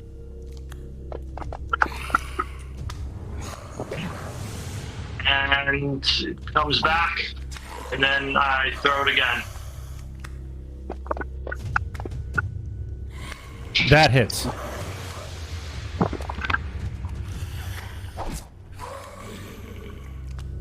All right.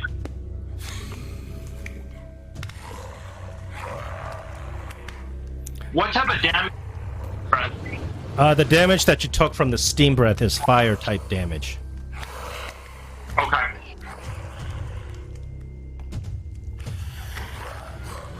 Neris. Okay, I am going to try to banish the turtle. Banish. Okay. Roll it save. Wait a second. Find the roll. You better hope it doesn't have a legendary resistance. I mean, Okay. No, that's metagaming. You don't know.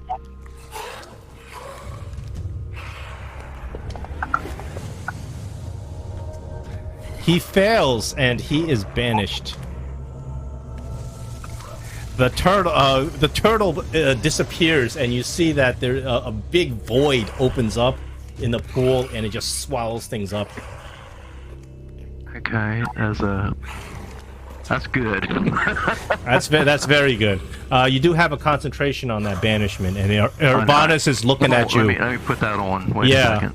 So Irvanus starts eyeing you, knowing that you have that concentration. You're holding that spell.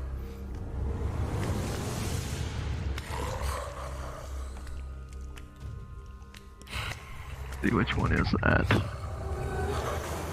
Stealth. Okay, got it. That should be on now. Yep, it is. Okay, I'm also going to, as a bonus action, cast Spiritual Weapon. I'm going to put it right by Irvanus. Good. And on a turn you cast it, you can attack. Now I can attack. Okay, so attack.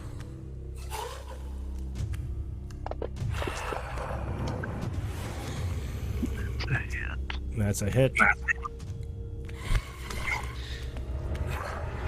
gotta mark this stuff off my thing too. And then I'm also going to move I am going to move. Oh, is the doors still there? That Or is that one of those? Is that one of them white gates? the white gate you can't cross. Remember, the hag appeared and Yeah, I sealed didn't know that if that gate. was a door, or if the You little can- round thing on the floor was the white gate. Yeah, you can cross the door, but that brings you into a 5-foot corridor because it's sealed off.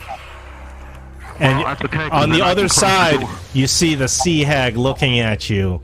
Yeah, she's licking her lips. She's still on the other side of the white door, you mean? Yeah, but unfortunately, you can't do anything about it. You can't teleport past the white door. You can't do anything through Well, it. I want to close this door so that the Naga can't see me any longer. Wouldn't that be an action? Well, if I go through the door, I don't know. That's up to the See, DM. I'll let you close the door on your way Okay. through.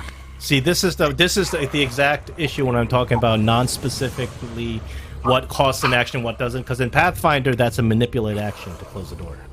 Right. Pathfinder, you just take an action. It's one of the Exactly. one of the 3 actions that you get. So yeah, so it's a lot better. It really is. All right, so that's the end of your turn. Yeah, did I pass? No, I did not pass. There we go. Shalanja rolls a death save. She gets 1 failure. Tolan, unfortunately, you're down. And on your turn, you got a death save. I'm gonna do that. I just have a question about banishment. If they return and there's something where in the way of where they were, what happens? I think they think just they go. go to the closest open. Yeah, they just go to the next space. It's not like Dimension Door where you take damage. Okay, I'm just like wondering if I put like a wall of force where his neckline was. That would be fun. But anyways, I'll roll my death. That would be really fun. But No, I'm not doing anything right now, I would and go with that, and I would like that. Except banishment specifically states they go into like a Yeah, it does say that. I'm space pretty next sure. to it. uh, You get 1 save. Irvanis, she does not like the fact that her pet's been banished. She's in trouble right now. Okay, so Can I ask a question about the death saves? Does that mean if you're successful in all 3, you come back? Or? you don't come back, you stabilize. Unless you roll a crit, then you come back. Yeah, if you roll a 10 or higher, it passes. Yeah. 3 passes means you're still unconscious but stable. A 9 or lower fails. 3 failures, you die. A natural 1 is 2 failures. A natural 20 is All you right. wake up. So Irvanis is gonna just engage Dolrak. He does. There's nothing she can do to get to Neris because Neris cowardly closed the doors. Cowardly. I think wisely. Strategically. Yeah. Dolrak, you have the aura up. Ilvanis is going to cast a spell against you, so your aura will apply to the spell, so you get advantage. I gotta on it. turn it on, don't I? Yeah, go ahead, turn it on. Do the warding. And she's gonna invoke a Constitution save on your part. Oh, seemed like the spell didn't. Well, you succeeded anyway, but it seemed like the thing didn't work. Maybe I used the wrong one. There's 2 of them. Yeah, it was the other one. Actually, the warding roll right now is actually when you're supposed to be using it anyway, because when you roll damage, it provides resistance to it, which is what it's supposed to do right now. So you're gonna not only take half damage, but half damage resisted against a spell, a lovely spell we like to call Blight. what is he, a tree? You're not a tree, but that's all she's got. So, Dorak, you take like very little of that. We'll take like a quarter of that, which is not too bad at all, not too shabby. I think that warding aura really came through there. And Okay, now do I go ahead and turn it off, or? yeah, turn it off because it no longer applies. And then Tiny, you're up. Alright, so Tiny Marble Cake, seeing that Shalendra and Tolan are both down, she's going to use her feline agility, and let's see how... You can pretty much make it to the other side of the room with like feline agility, I think. That's like a dash worth of movement, right? I'm going to go over to that spot there. So I'll do that. I'll run over to here with my feline agility. And I'm going to cast Cure Wounds on Shalendra. Okay, just put it on her and she'll. Upcast, I'll just target her, and then I want to see what spell slots I've got left here. I used my 3rd level slot for Aura Vitality, so I'm going to use a 4th level slot to cast Cure Wounds. I'm the MP's not the wizard.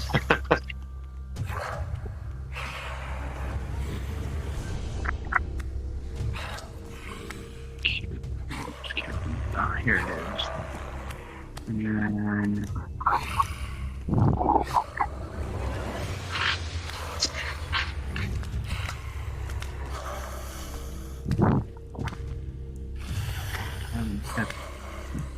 look about that later. How do I...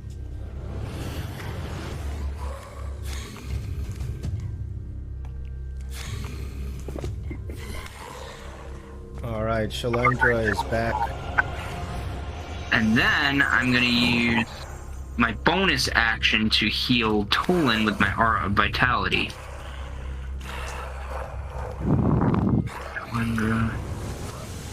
Is the Invernus's spellcasting abilities affected by him being in melee? Who's no? Only ranged spell attacks are affected by. And then it would be at disadvantage. Yeah, but okay. Blight is not a ranged spell attack. It's a right. It's a save. I was just curious, in case he wants to try to. Or are you getting confused with Pathfinder mechanics again? Because Pathfinder, if you cast there's specific spells that people get opportunity attacks against if you try to cast. Yeah. But Pathfinder 2nd Edition, opportunity attack is not something everybody has. Right. Which I like that idea too, actually. And that will conclude my turn. All right, that's a very nice turn. You brought up 2 of your allies. Bolrak, you're up. That should be an inspiration. Well, I'm gonna do what I do. With all of my might, me going to swing my hammer. It's an axe. Axe. Oh my god. Oh yeah, 25. Very nice. You're chopping her down. A little bit at a time. Eat me blade.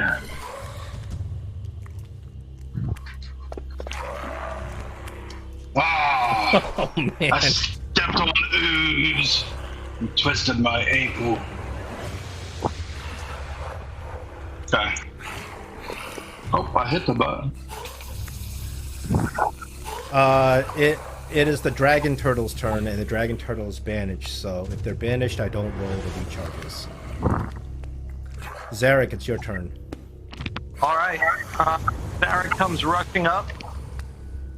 He's gonna close the gap. And he swings his mighty great sword.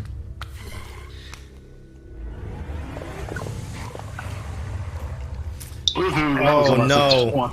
See, you're standing too close to Dolrak, and you're absorbing his dice rolls. Swings again. Oh well, that was even though you rolled a 4 on the dice, you still hit. This creature does not have that high of an armor class. Ooh, good hit. Good hit. She's not looking too good. Can I use second wind, or is that a whole action? Second wind's a bonus action. All right, I'm gonna use that. Okay. And that's my turn. Just roll the heal on the second wind.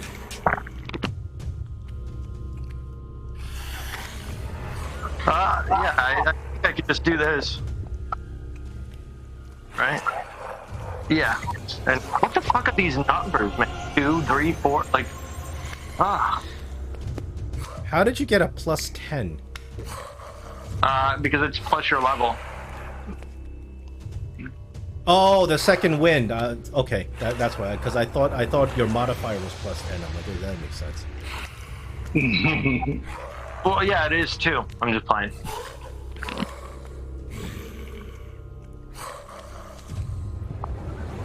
All right, Neris, you're up. Okay, I'm going to open the door, peek out, see there's still some nastiness going on. So I'm going to try Toll the Dead against the Naga. Here we go.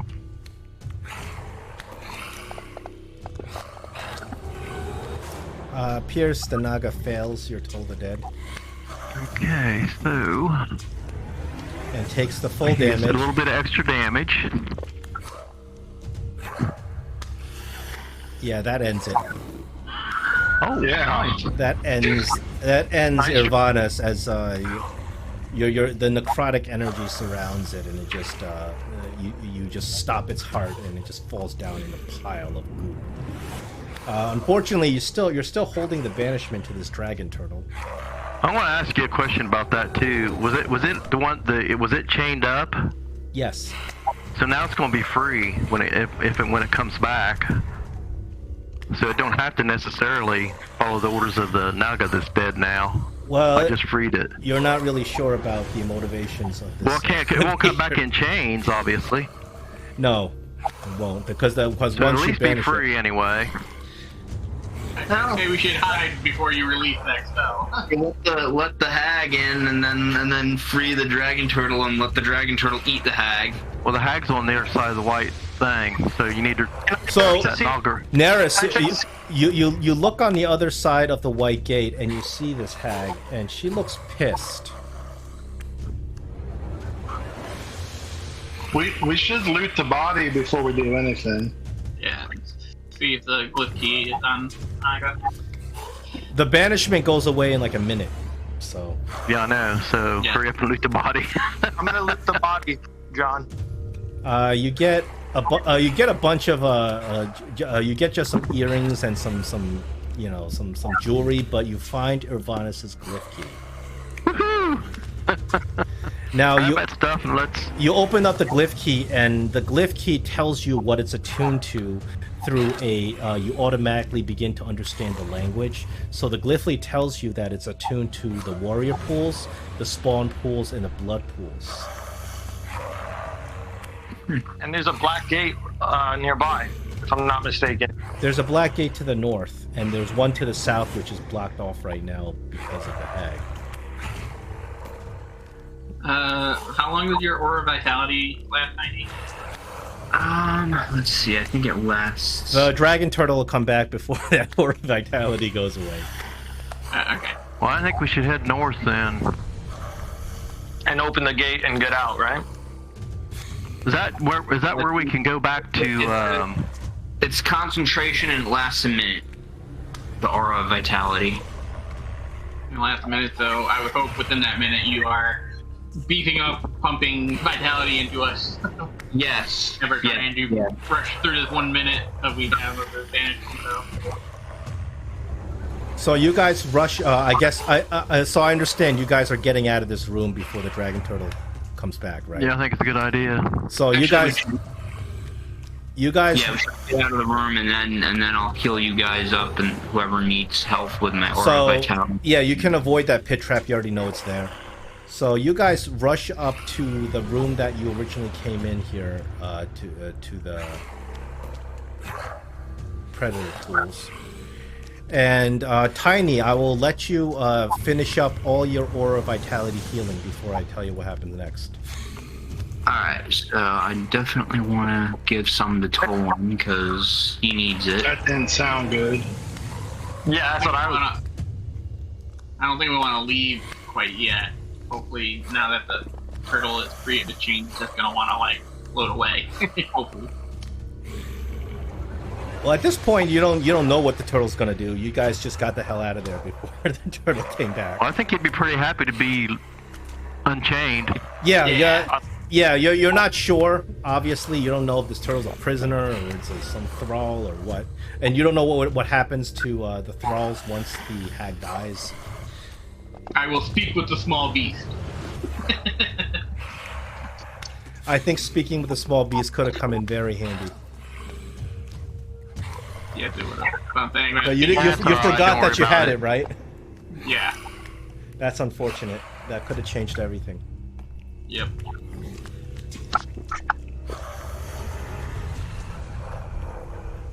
Let me know when you're done doing the Oh,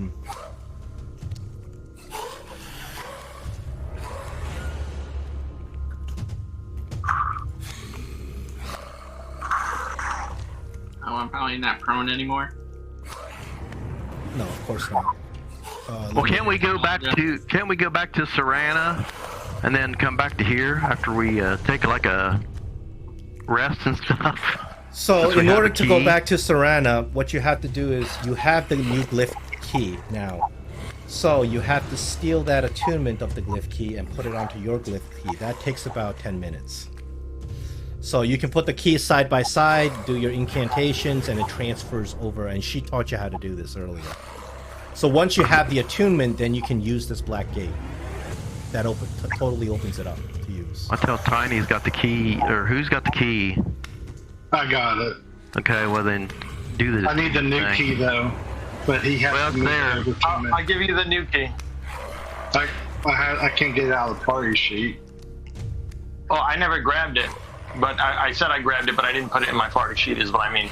All right, I can put it out. So I'll put the glyph key into your inventory, and I have it. You see in the notes, I have within the notes I have attunements.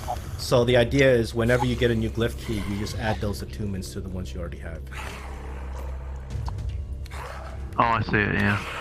So the journal button's working okay now, because I've been hitting it a couple times and my screen's not getting stuck, so that's a good thing. This is all with weird fantasy ground stuff going back and forth. Yeah, so just to make things easier, I'll just show everyone the text. So these are the new attunements that you get with this key. These attunements are all inside the predator pools, which is the sector you are in. They are the three zones of the predator pools. So I'm gonna add that as text.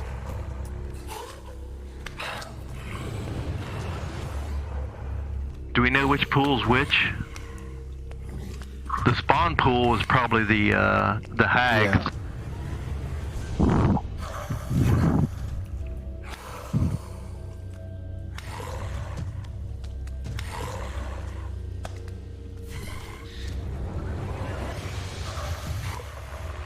The spawn pools was the hag. You do magically know where the pools are if you've been there before. Oh, okay. Because these glyph keys have a telepathic way of communicating that to you. So the first attunement you had was the Abyssal Prisons Fiendish Arena. Now you have all three, but you have to spend that 10 minutes to get the attunement copied. Do I get any oil vitality? How does that work? Tiny hit the up to you. Yeah, Tiny specifically chooses whichever. So I think target. what I do is it's a concentration for a minute. I use a bonus action to. It takes an action to cast it, but once I have it, then I can use a bonus action to. Yeah, it's actually a paladin spell that he stole, being a bard with the magical secrets. So he said John said you could go ahead and use the rest of it up on whoever. Yeah, I'm saying just complete your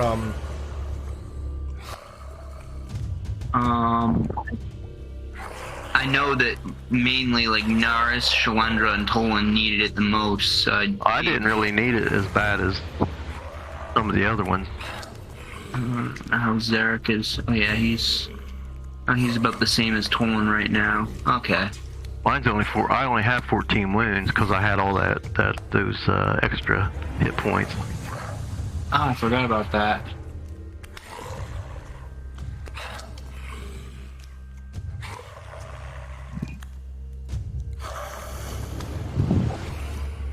Yeah, that lightning spell used up all my temporary Same. hit points. Yeah, that lightning bolt was devastating. Not as bad as it could have been because we all saved. I was gonna say, you passed your saves. If you failed your saves, who knows what would have happened.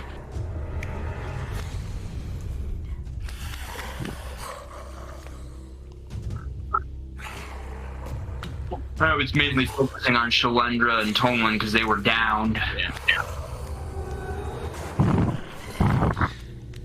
Did you finish doing all your? Yeah, I did. Yeah, I did. Okay, so then I'm gonna lay hands on myself because I like touching myself. But you should touch some of the others too. I only have 7 points. Oh, that's right. You guys are kind of beat up. Yeah, kinda. We're running out of slots. We're not in good shape. Yeah, that's sort of how this adventure goes. The mega dungeon. Yeah, that's fine. I'll use a potion of greater healing. Yeah, I don't have any more. I realized my other ones were already expended. Neris, are you still? Do you still have that clairvoyance going? Yeah. Wait, is clairvoyance concentration because if you're concentrating? No, it's not a concentration. Yeah, that's thing. Neris, you see now you see a very disturbing sight because now the hag is back in her true form, and the hag. Wait, it is concentration. Oh, it is. So it's not up anymore. Oh, I'm sorry. Looked. Okay, so I was gonna tell you something, but I know, but I can't. I had to let that's you know. true. It's got get inspiration for being honest. Okay, thank you. You got disturbance in the force. Yeah, because you brought up a different concentration spell. So, so you guys, it was worth it. After you start healing, after you complete your healing and kind of patch your wounds, you guys start working on transferring that attunement. You lay the two glyph keys side by side, and you start doing your incantations that are necessary to transfer the attunement. Now you realize it's going to take a good 10 minutes, so you're busy working on it. But as you're working on it, you start looking at each other, and something weird is happening. You look at each other, and the six of you are beginning to shrink. That shit we drank. The constitution now all of a sudden, all those good feelings you had from that drinking that water, now they're all turning into feelings of dread and misery. It's all Dorak's fault. You guys begin shrinking more and more and more, and then there is you feel like there is some sort of psychic force pulling you down into the ground. Forcing you look around and your vision gets really, really blurry. As much you try to fight it, but there's only so much you can fight because no matter how many wisdom saves you roll, eventually you fail. Because the stuff is already in your system now. And the last thing you remember is you guys become so weak that you can't even lift your weapons, and they just drop to the ground and clang, and your whole body becomes just extremely weak, and you feel yourself shrinking, and you feel yourself your arms and your legs are being pulled into your body as you everything blurs out and fades to black, and you go unconscious. And we'll take our break now.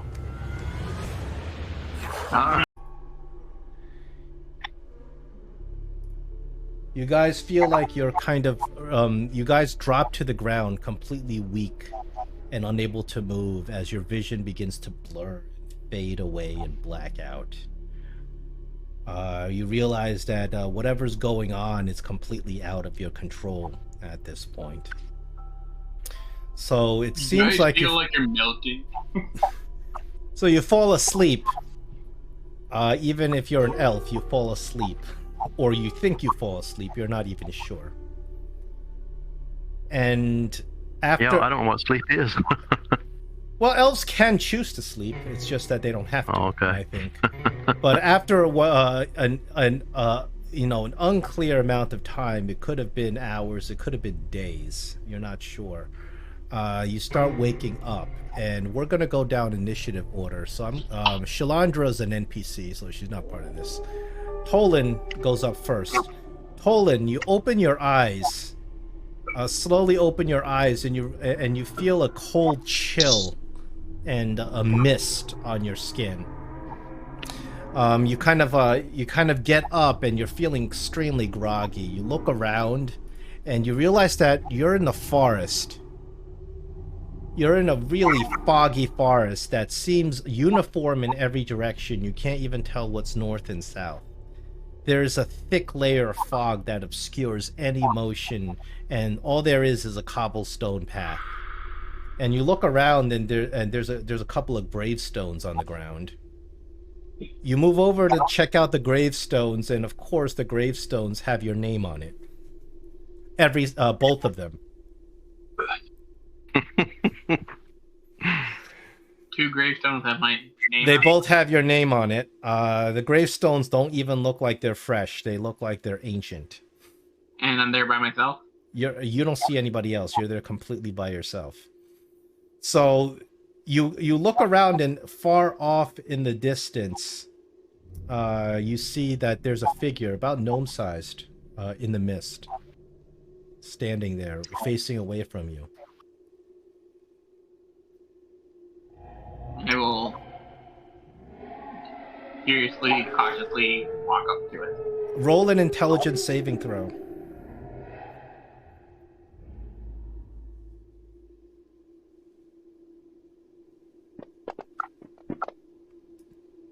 Oh, intelligence is definitely your forte. A voice penetrates the thick mist into your head. It appears to be that voice of that shimmering form that came as a goddess and gave you all those temporary hit points. The voice whispers to you, "None of this is real. Resist. Resist." But that's all you get. Something penetrated this mire to give you that message. So you and then the voice is I'll gone. stop. Okay, getting that, I'll stop and close my eyes and try to listen to it more and just concentrate around myself. Unfortunately, closing your eyes, you can't. It doesn't seem like you can get rid of what you're seeing.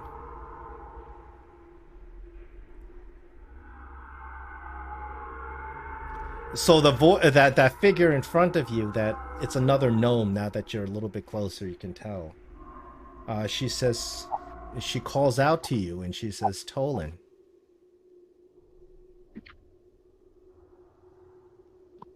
Yeah. Well, Tolan. What's up? That's my name. Don't wear it out.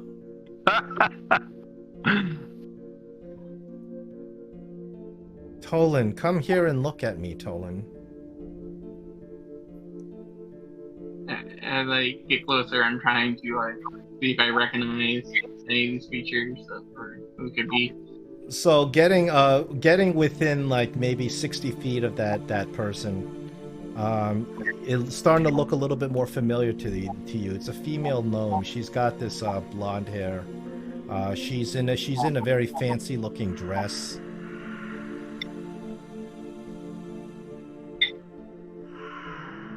She looks familiar to you. You can't put your finger on it. She's turned away from you. She's asking you to come closer. Instead of moving closer, I'll ask, "What do you want from me?" "I just want to ask you a question," she said. Ask away. I don't have to be closer to hear you. She said, "Why did you let me die, Tolan?"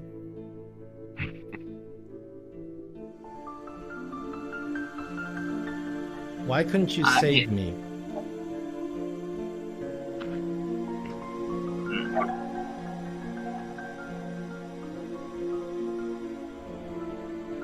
I did try to save you, but you are not who I'm supposed to be trying to save. You're not real. I know you're not real. Don't lie to me. She then at that point, right? You kind of look at her, and the mist swallows her up. However, once the mist parts, she's not there anymore. And then you look around, and you turn around, and she's right there in front of you. It is unfortunately the lady Naihana from your village that was killed by TX during your adventure there. Her throat is slit, and you can see that she looks like she's kind of undead looking. Her eyes are bloodshot. Her skin, parts of her skin are kind of coming off, and she has blood completely drained out of her face. And just seeing that sight, I need a wisdom saving throw. What kind of save do you want? Wisdom. Wisdom.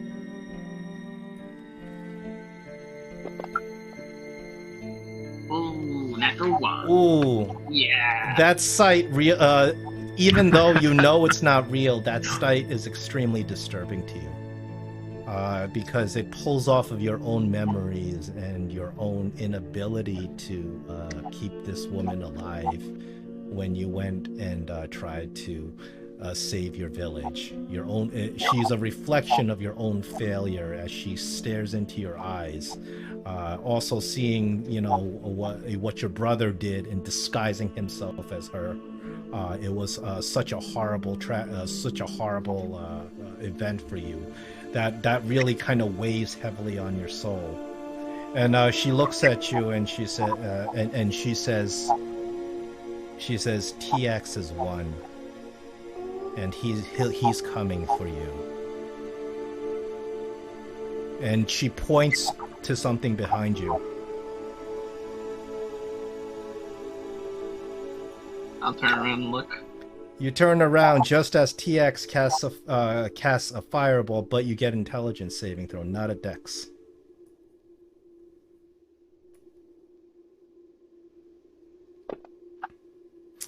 You recognize that this is an illusion, and TX's fireball goes right through you. So you have 2 successful saves and 1 failure. So you're okay. That's you for now, and then we move on to Tiny. Tiny, you very unfortunately wake up in this exact same circumstance. You open your eyes. You kind of stretch your paws out a little bit, and you feel that it's very cold and it's wet. You look around, and you're in this desolate wasteland. There's a bunch of dead trees surrounding every single direction, with a thick layer of fog rolling in. And you hear some music, some sweet sounding music down the cobblestone path. Well, I guess I'm not alone, so I guess I might as well follow the music. You follow the music, and as you're walking along, following the music, you start recognizing it. This is a very familiar song to you. This is something that you actually have heard before. You used to perform this song when you were traveling in the caravan. So I need you to do an intelligence saving throw. Okay.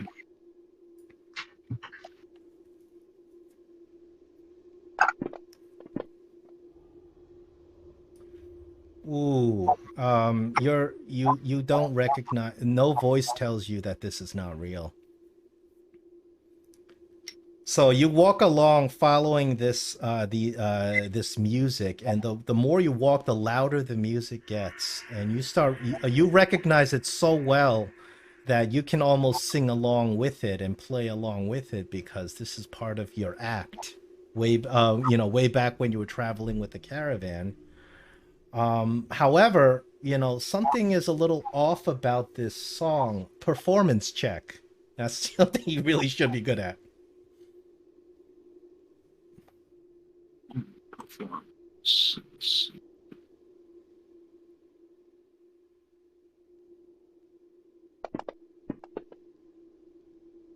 Oh yeah, absolutely. Some the melody, some of the notes are like a half step off. The song is being played on some sort of harp. You recognize that, but there's something, you also realize that it's not being played the way it's supposed to be played. It's not being played correctly. So you continue to follow down this path, and you recognize immediately towards the end of your path, you see another tabaxi. It is your late mother, Janice, and she is sitting. She's sitting on a log, playing these notes, playing this song that she taught you and you know so well. And she says, "Tiny, I've been looking for you everywhere. Come to Mama." And she pats the side of the log next to you. And then Tiny Marble Cakes will be like, Mommy? You're alive? Yes, dear. I'm alive. I'm doing great. Come here. Or am I dead, Meow Meow? No, you're not dead, dear. alright, she'll come and sit on the log by her. So you sit on a log, and Janice begins playing the same song, and she used to play it to you to kind of lull you to bed. She used to play it to you to soothe you. But you still keep recognizing that some of these notes are a half step off.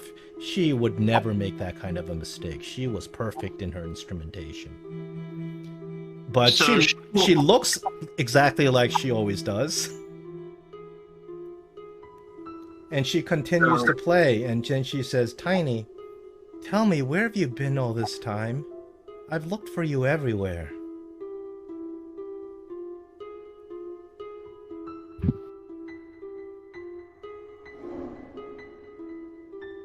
And let's see, Tiny will answer that and say, Meow have been many different places, Meow Meow. Yes, but why didn't you tell your mother where you were going? I was worried sick, looking for you everywhere. Me too, Meow Meow. Why didn't you come to your mother? Why did you run away?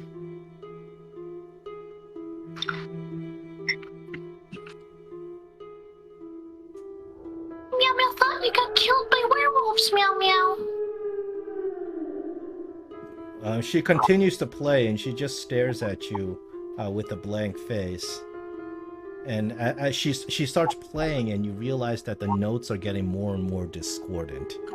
Something's really wrong, and you can see that she uses her claws to begin kind of a strumming the harp, and it makes these banging noises.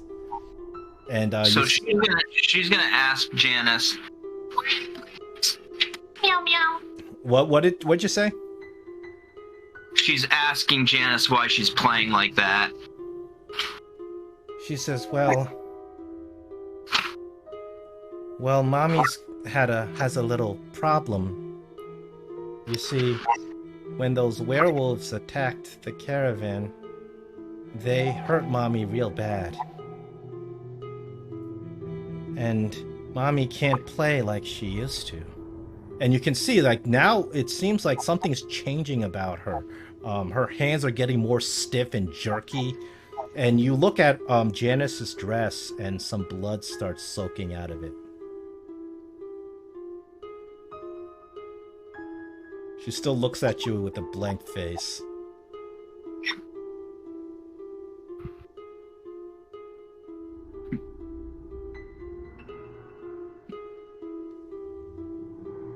Meow didn't come back as a zombie, Meow Meow.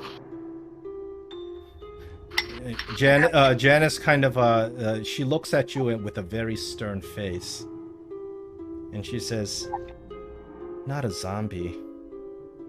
I'm changed. I'm something else. I'm something better."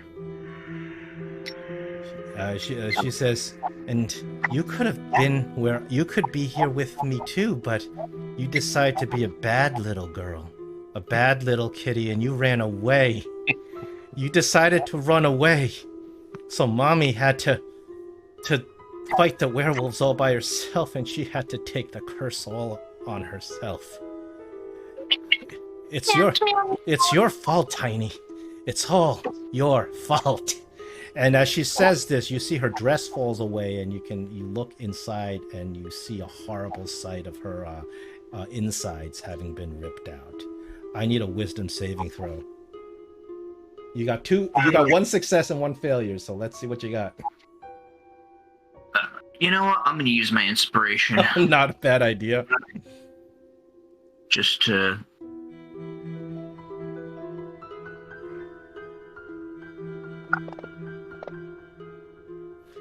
Oh, very nice. You throw off that image out of your mind. You realize that your mother would never do something like this to you. This is not real. And you fall to the ground, and you begin backing away as she gets swallowed up by the mist. And that's Tiny. We got 2 successes. Dolrak, you're up.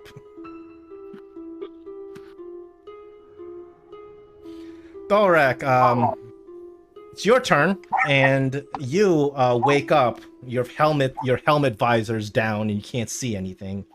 And then you feel your muscles kind of getting strength back, and you lift your you finally are able to lift your helmet off, and you look around, and you hear a clanging somewhere. Kind of you get up and you hear something's clanging.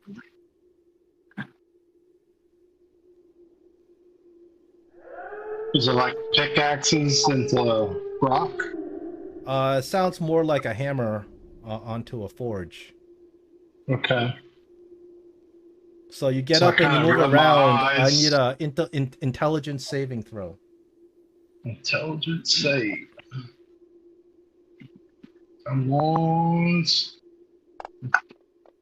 Big numbers. You can't. You do not. Nobody says anything to you. You can't recognize if this is if this. So I kind of So rub my eyes and look around.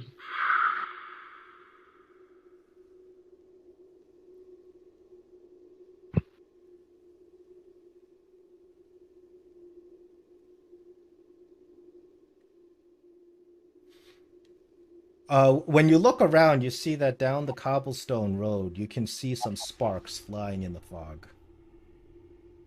And that's where the clanging is coming from. Sounds like somebody hammering a forge, hammering an anvil. I start making my way that way. So as you get there, you see what appears to be a very celestial looking person. This looks he's humanoid, but he's like 8 feet tall. His skin looks beautifully polished like alabaster marble with streaks of gold in it. He's got what he has on, like this very fancy looking armor, and you can see on the forge he has this axe, and he's hammering away at it, like shaping it. And as you approach, you recognize that this figure actually has the mark of Selune. The mark of Selune right on his forehead. His hair is blazing white. and his eyes are just lit up in this kind of gold. You recognize this as some sort of celestial Asimar kind of figure, and he's sitting there hammering that axe. The axe looking a lot like your axe.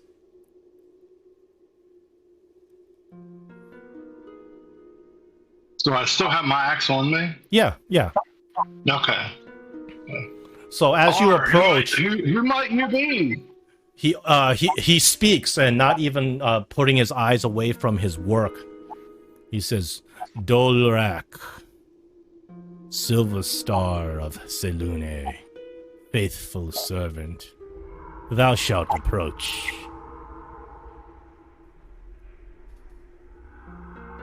And he continues to hammer it. He continues to hammer as you approach. He says, You have served the Moon Maiden your entire life. You take on great responsibilities in her name. You whisper under your breath prayers to her brilliance. You have suffered in her name, and you have triumphed.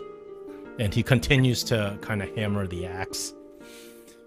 And then once you get kind of a little bit closer, he stops hammering on his axe.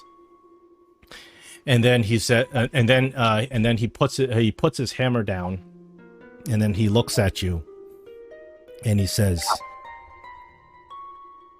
"But you are a lie."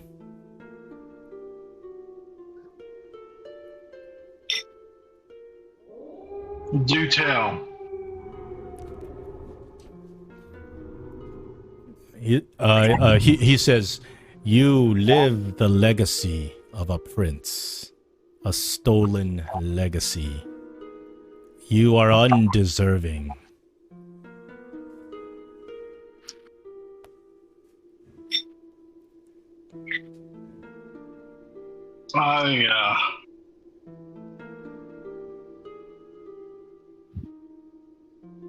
I did not do that on purpose. And I just found out near my middle ages, I found out that I was not of the prince, and I continued to carry the axe even though that I shouldn't have, in order to use it to help my church and the goddesses Solune, so the Moon Maidens. When you're saying this, all of a sudden to the right of you is your father, Huric. You met him earlier, but you didn't know he was your father. Mm-hmm. He says, "Oi! That axe is ours. It is what is left of the Ironforge clan. It belongs to us." And the Asimar continues to hammer. "Because you wield the weapon of a lie, you shall never be worthy of a weapon of Selune." And he takes the axe and he lifts it up, and you look at the axe, and it is some sort of radiant material, some radiant metal made of like some sort of pure crystalline material. It looks exactly like your axe, but it seems to be of a different property. And he holds it up. He says, "You are unworthy of being a chosen." He says, "This is why Selune does not speak to you now in your darkest hour." And then and Huric says, "Nonsense! You know nothing." And Huric kind of screaming behind you or screaming over you. And who are you to judge me? "It is not I who judges. It is the Moon Maiden herself. I am but her messenger, and she finds you unworthy." So wisdom saving throw. Let's see. Yeah. Oh. Oh no. Jeez. Hey. The word, unfortunately, even though this you're not even sure this actually is Salune, the words themselves unfortunately ring too true given the circumstance, and you feel the pangs of possibly have been unworthy of Saloon's grace. That feeling of unworthiness just sticks to you like a leech, and you suffer a penalty to your primary statistic, which is strength.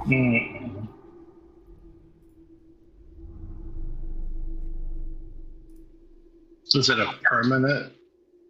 You don't know. You get a strength ability drain.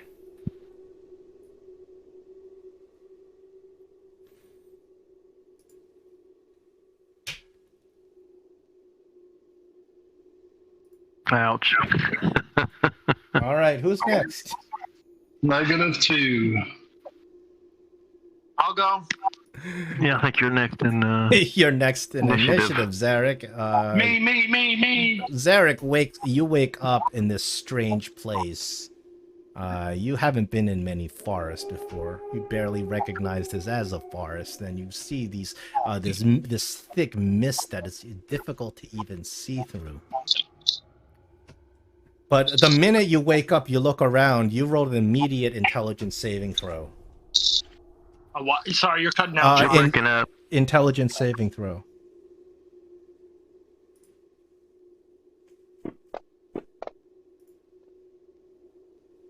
Nice.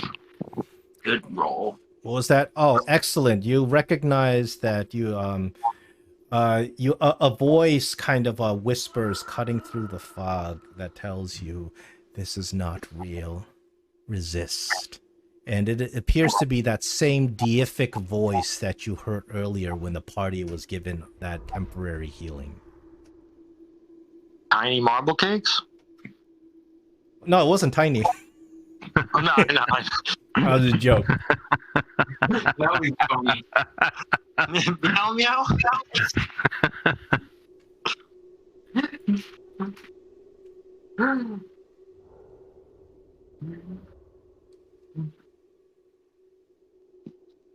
All right, so you get up and you walk down this cobblestone path.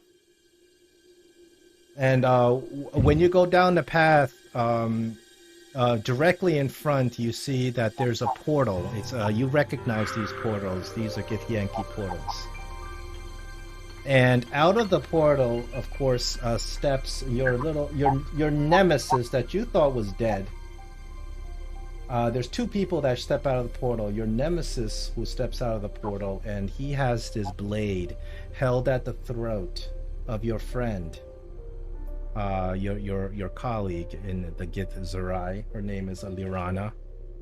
And your nemesis by the name of Zarek comes out and says, Kalakcha. He's speaking to you in Githyanki. Kalakcha meaning heretic. He says, I found you at last. No, you were dead. Do I look dead to you? I can show you dead. And he pierces the dagger into Lirana's. Well, not it doesn't. He kind of just like gently cuts her, so she starts bleeding. No. He says, "You stole my sword. You stole my legacy. You unworthy wretch. Do you not know that no matter where you go, no matter where you hide, Vlaakith will find you, and she will gut you like a pig."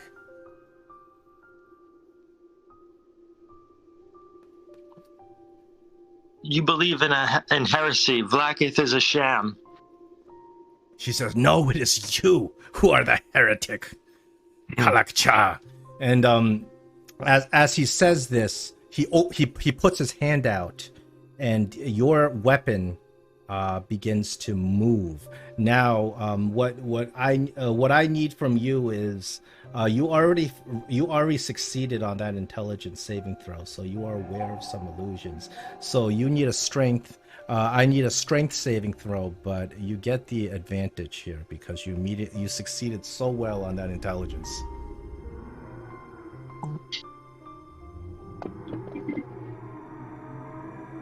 Oh. You're able to you hold on to the sword, and he is not able to retrieve the sword for himself. And then looks like I earned this sword, doesn't it? He says, then so be it. And he drives the dagger through your friend. She crumples to the ground. He takes out his own huge maul, and he says, "Come. Let's end this here and now." And I run at him. So you run at him, and I need you to roll an attack with your sword. Or do whatever you want to do to attack him. Huh. Take a turn, so to speak. Yeah, you do a very good hit. 26, directly connecting with his face. Roll some damage. Not on me though.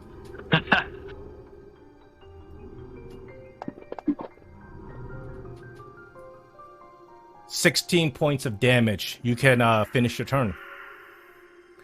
You slash his face, and he draws back with blood gushing down his face. He draws back in anger.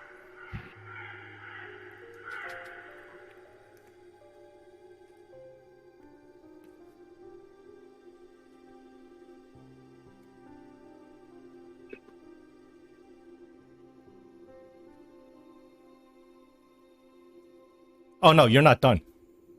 Oh, you're, okay. Is that the end of your so-called turn? Yes.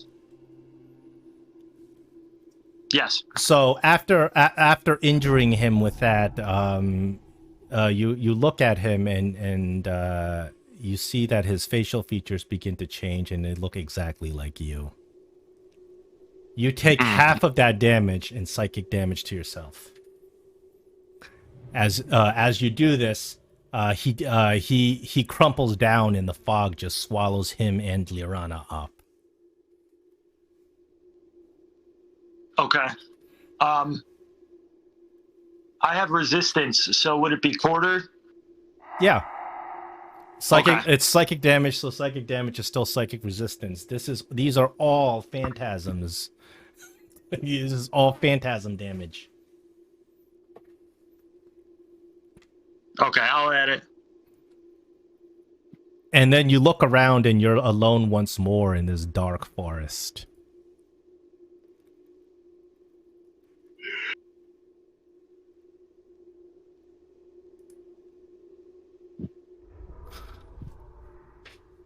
Oh, it's, now we're up to Neris. Neris, you wake up. You're not feeling too bad because at least this is the woods and you like the woods.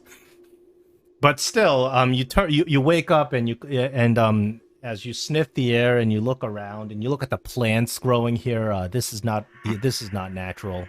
This is some really somewhere from a horrorscape. The trees are all dead. It's just thick fog and there's a gravestone with your name on it. And you walk around and you see in front of you there seems to be a body on the ground. Now we do an intelligence saving throw. Advantage. Like inspiration? Yeah, I'm gonna use inspiration. I guess I should do it that way.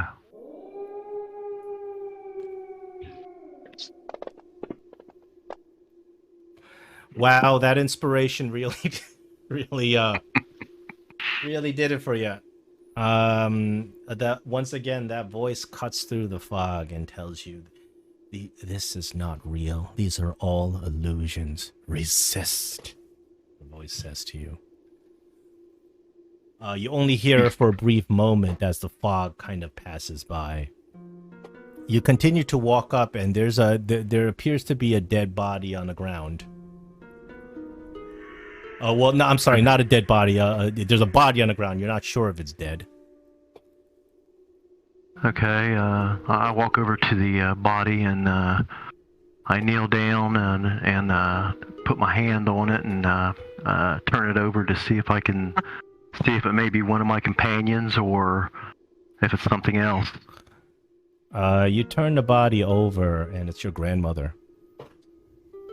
Grandma, what are you doing here? It appears that she is not able to speak. You're looking at her, and you start examining her. I need a medicine check. That's what you're good at.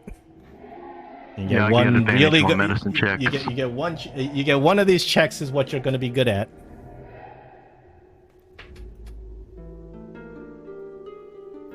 Unless you bomb the intelligence save. Which you did all right. It appears that your grandma is stricken with a really deadly poison. It's spreading quickly through her bloodstream. You can see that her veins are turning black on her arms. She's not able to speak because she's unconscious from this deadly poison. Okay. She is breathing though? She appears to still be alive, but barely clinging on to life. Very stricken, very, very ill. Okay, let's see.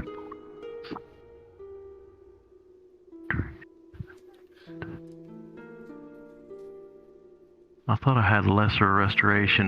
Does that cure poisons? Possibly. Yeah. Well, maybe I don't have it.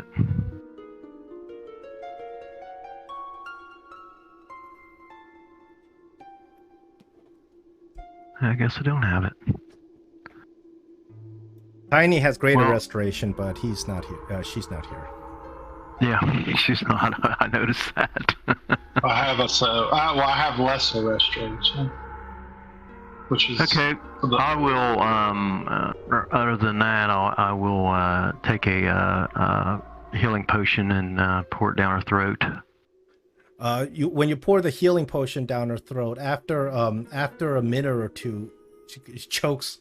She chokes a little bit, and she can barely. She's not even able to open her eyes. She just kind of feebly puts her hand, feels around, and then finds your hand, and she says, "Neris, oh, I'm gravely ill. I have. Go ahead. I have a condition I've yet to teach you, but you must learn. It's called shadow rot. It is deadly, a mixture of Shadowfell magic and viper poison. He says there's no way to cure it, but you can alleviate my pain. Please do so. But you can only do it with Seldrine magic. Grandmother, I'm almost 100% certain that the Watcher of Souls escorted you to to his home on the plains. I don't know how you could have made it into the Shadowfell, and I don't know how you could have made it here. I'm not sure that you're really my grandmother. Okay, I'm actually pretty sure that you're not. So to disbelieve this, I need a wisdom saving throw. Oh, let me go back. Okay.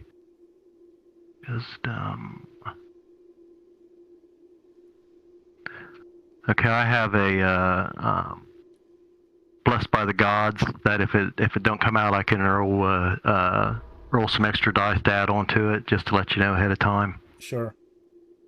Okay. It didn't come out. So what extra dice do you got to add to that? I got 2d4s. Would that be enough? Go ahead. Let's see what you roll. 2d4 is not bad. If you roll 2 4s, I'll put you up to 20. 18 is exactly what you needed. So you disbelieve this phantasm that is drawing memories from your mind and showing you horrors. As you disbelieve and you start backing away, your grandmother just kind of looks at you and starts crawling towards you as you start backing away, not believing the illusion, and the fog just swallows her up. So you got out of this unscathed.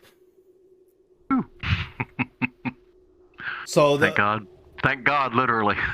so all of you are just kind of went through your own little personal kind of horror show episodes, and then you guys continued down the road because that's the only direction to go. When you go into the forest, it pretty much there's directionless. You don't even know what's north and south.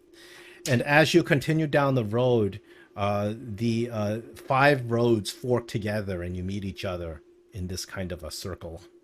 In the middle of the circle, there's a dry fountain that looks like it's been dead for ages.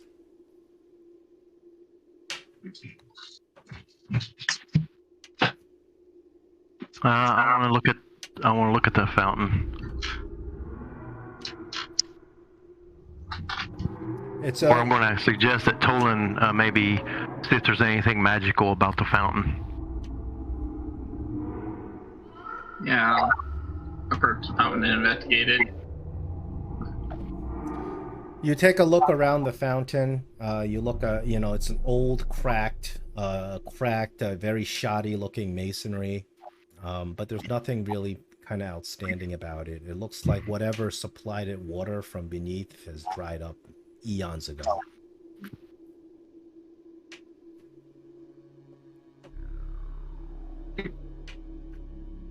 Is there any markings or anything on the fountain? No. On the top of the fountain, there's like one of those little baby angels peeing or something, but nothing unusual or identifying about the fountain. Well, I'll ask around to the group, like, do you guys know what's going on? Like, I believe we're in some type of illusion of some sort. Do you guys feel the same way? Yeah, if you succeeded on that intelligence saving throw, you do believe that you are in some sort of phantasm or illusory world. You're not sure if you're in a different plane. I kind of look puzzled at everyone and say, the mood Megan has shown to me. Oh. No. Well, I'm sorry, not worthy. dull one. Maybe you can earn her graces. I'm just not worthy. I'm a lie. Nothing but a lie. Dolak, what are you talking about? Come to your senses. The Moon Maiden didn't give up on you. She came to me, and I don't really even care that much about her. Dolak, you take out a person like you. You take out the Tier definitely Saloon and you look at it in horror. It's not even lighting anymore. Yeah, it's just. This is not, holding my hand and show everybody, it's just a dull blue. it's not real, Dolrak. But look, it's all illusion. But look. It's an illusion, so the illusion can look like whatever you want it to, or whoever's put the illusion on us. It's meant to doubt ourselves. I've seen it from my own eyes, and I was told. Your own eyes saw an illusion.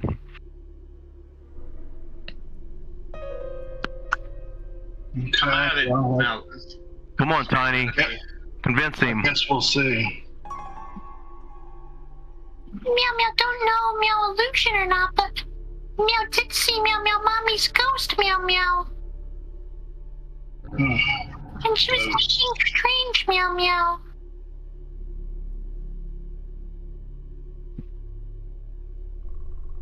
is there what anything in the well?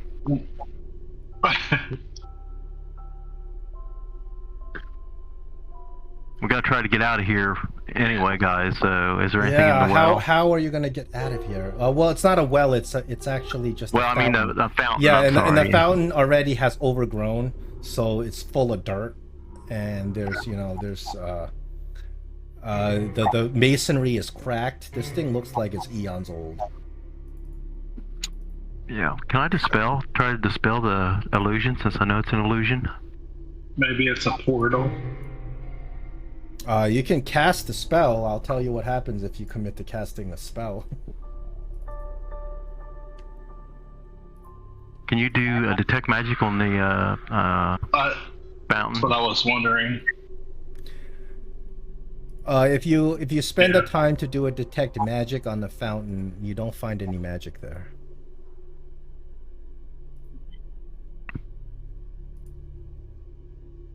So, do we see anything else in the distance?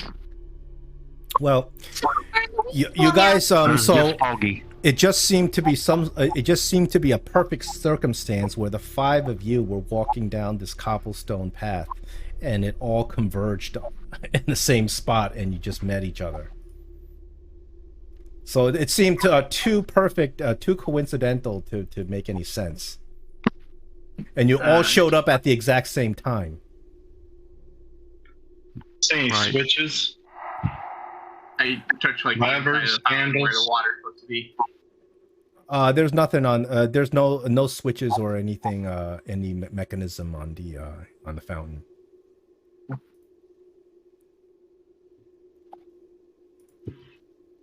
Does anybody have create water? Let's put water in the fountain. I can't create it, but I might have like a whatchamacallit, thermos of it. Whatchamacallit, a water skin. Take a water skin. Yeah, we could all dump our water skin in it and see if that activates it. Well, I'm gonna save my water in case we all need a drink. Okay. So you guys are kind of sitting. You guys are sitting around. It's very depressing kind of setting. Very oppressive. You can barely see a couple of feet ahead of you, and then you see somewhere off in the distance there's a light that kind of is flashing. And this is not on one of the cobblestone paths. This is into the forest itself, and you see that there's a minuscule light that's dashing from tree to tree. It's a fairy. It's a will-o-wisp. It could be either a will-o-wisp or a fairy. They both of those things give off that light. I cast fireball.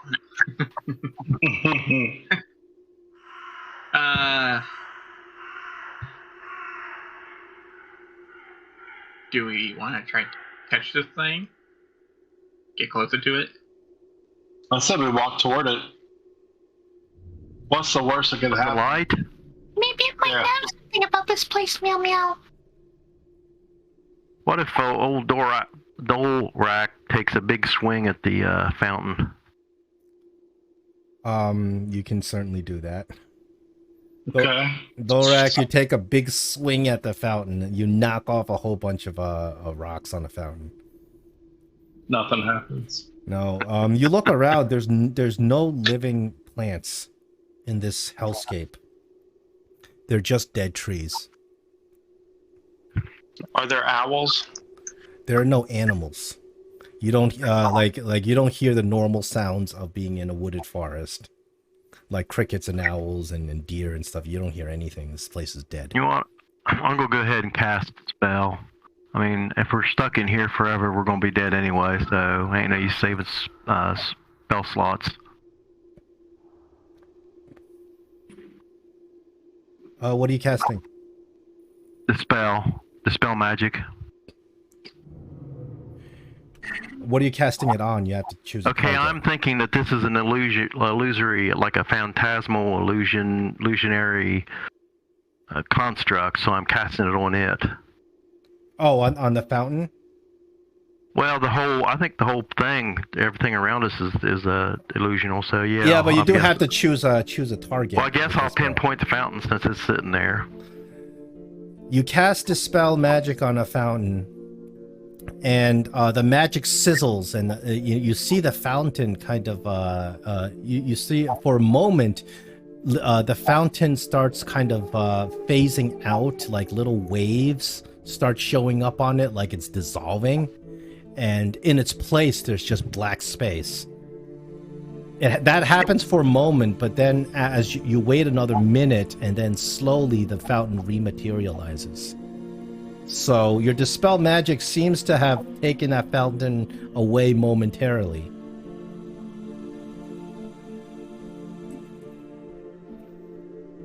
Yeah, I got more spells. Like, what if I cast it again, guys, and we jump into the black space? There's nowhere to really jump into. It's just yeah. Well, that sucks. Okay, I'm all out. I'm dry, like the fountain. I think we might want to maybe follow the light. Well, is the light that we saw similar to like tier saloon type of glow we get? No. It's a pinpoint of bright light. Okay, I just want to know if it was like moonbeam, like colored. So, but I still think we should head towards the light. That's what I was thinking. So you head towards that light, and as you head towards it, it starts moving further into the forest, and then you approach it, but it kind of waits there for you to get up to it before it dashes further into the forest. You think that it's leading you somewhere. Do you want to continue to follow it? Well, I mean, we don't even know where we're at, so we'll be. There's always the option of I give up hope and I'm going to roll a new character. Exactly.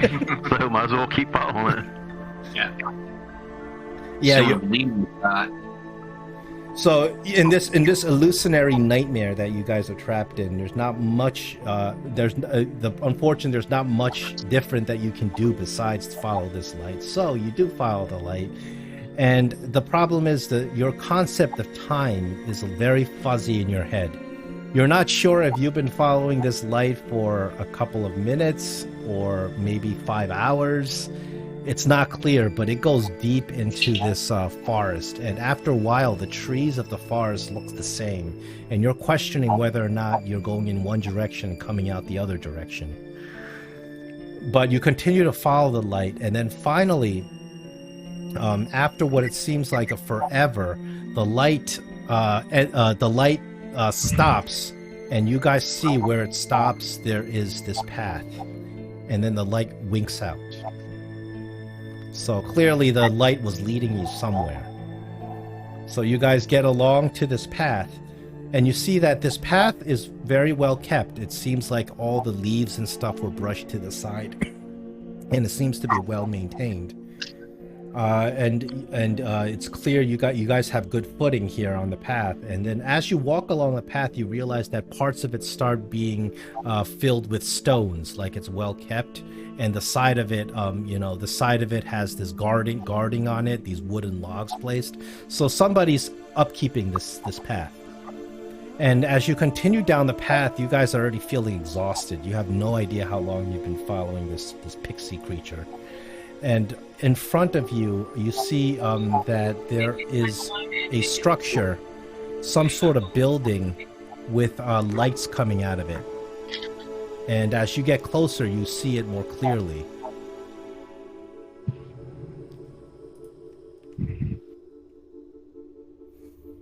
It's actually a fairly large-looking building in the middle of the forest, in the middle of nowhere. You guys approach the building, and you can see from the window, from one of the high windows in the building, there is some sort of figure just standing there, with a light shining on its back, silhouetting her out into you as you approach. But when you get closer to the building, the figure steps out of the light and disappears. And then you get to the building, and the building has a big sign plastered right out in front. And the sign says, "The Three Witches Inn." And the building has and you smell like some really delicious food. It's the smells of olive oil and garlic mixed with you know, probably some sort of mutton cooking. Smells really good. I don't know how it smells to Zarek, but to those of you from the material plane, it smells great. And you walk up to those double doors. There's one of those handle knockers on it.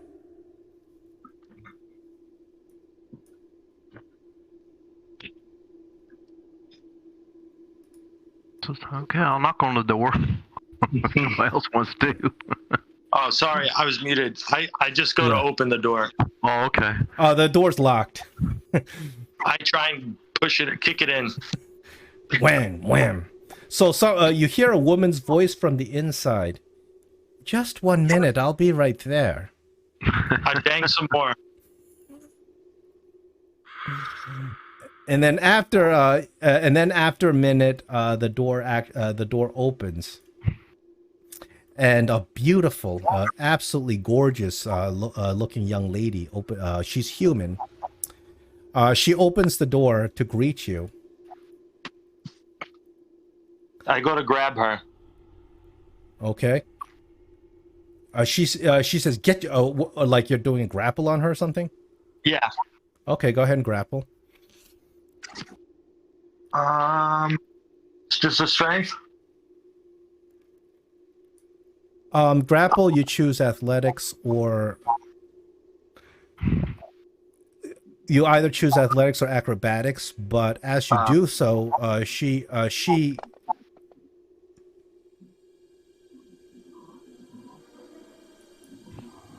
Wait a second, you rolled 2 times. Yeah, sorry, you said acrobatics.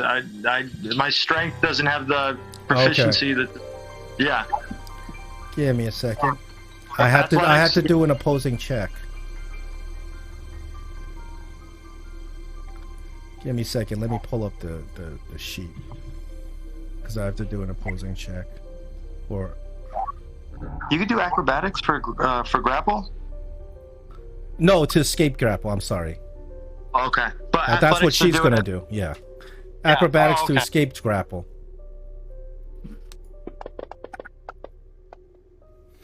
So you have her grappled. You kind of grab her, and she says, "Let me go."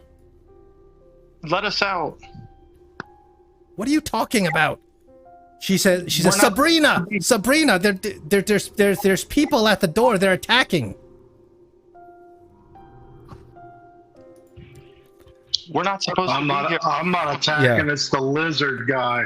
So she's not armed or anything. She's not armed or anything, and she's not like, it's not like she has she doesn't have anything to fight with or anything. But she starts screaming out, and as you grab her, you look inside, and the house is very well lit. It's full of adornments, like really pretty looking adornments, and like little dolls and different kinds of components. There's also a lot of food on the table, and then another lady comes down. As she says this, you see her rushing down the stairs. Where is she? I have her picture here. Where's Sabrina?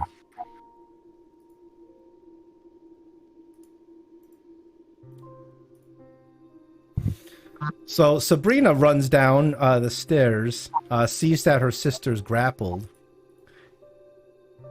and she says, "Release her at once. What's the meaning of this? Why are we trapped here? Let us go." What do you mean trapped? I have no idea what you're talking about. We were sent here by a hag. He is understandably upset, and we can't find a way out. We need to get back to where he was at. Why are we your food? Did the hag send us as food for you guys, or I mean? We're upset because we can't get out. Food? No.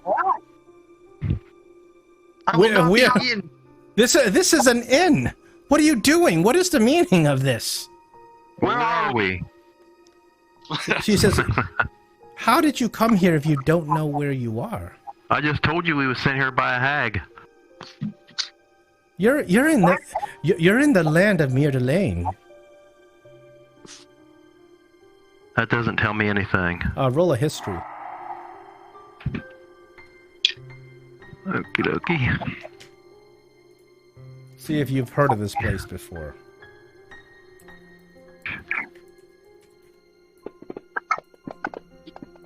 Oh, well.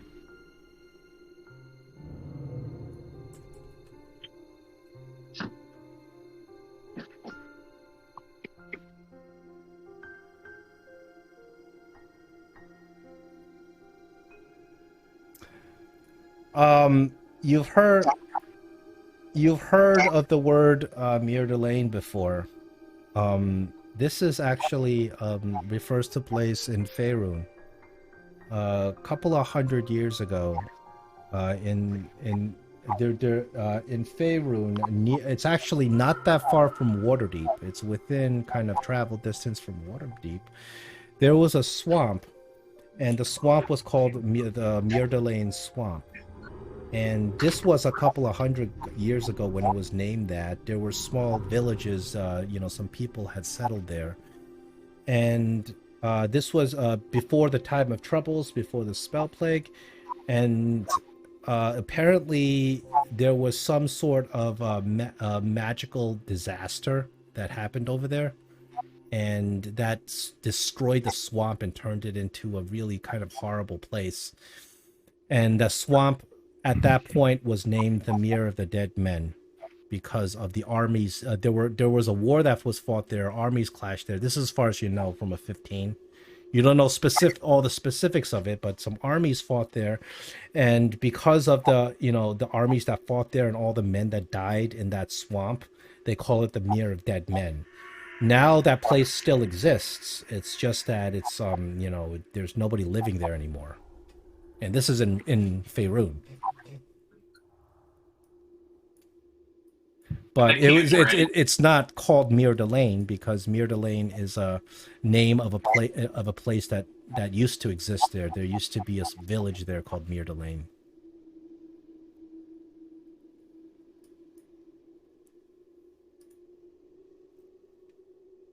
Well, why would a hag send us here? She says, hag? What hag? Well, the hag that sent us here.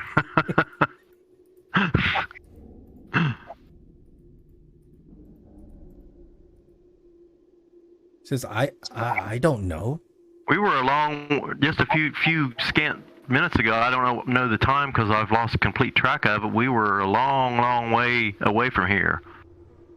And we were basically tricked into drinking some water, which I assume had some type of spell in it or something that caused us to go into an illusion and to end up here, which I was thinking is still part of the illusion. She says, listen, this is a big shock.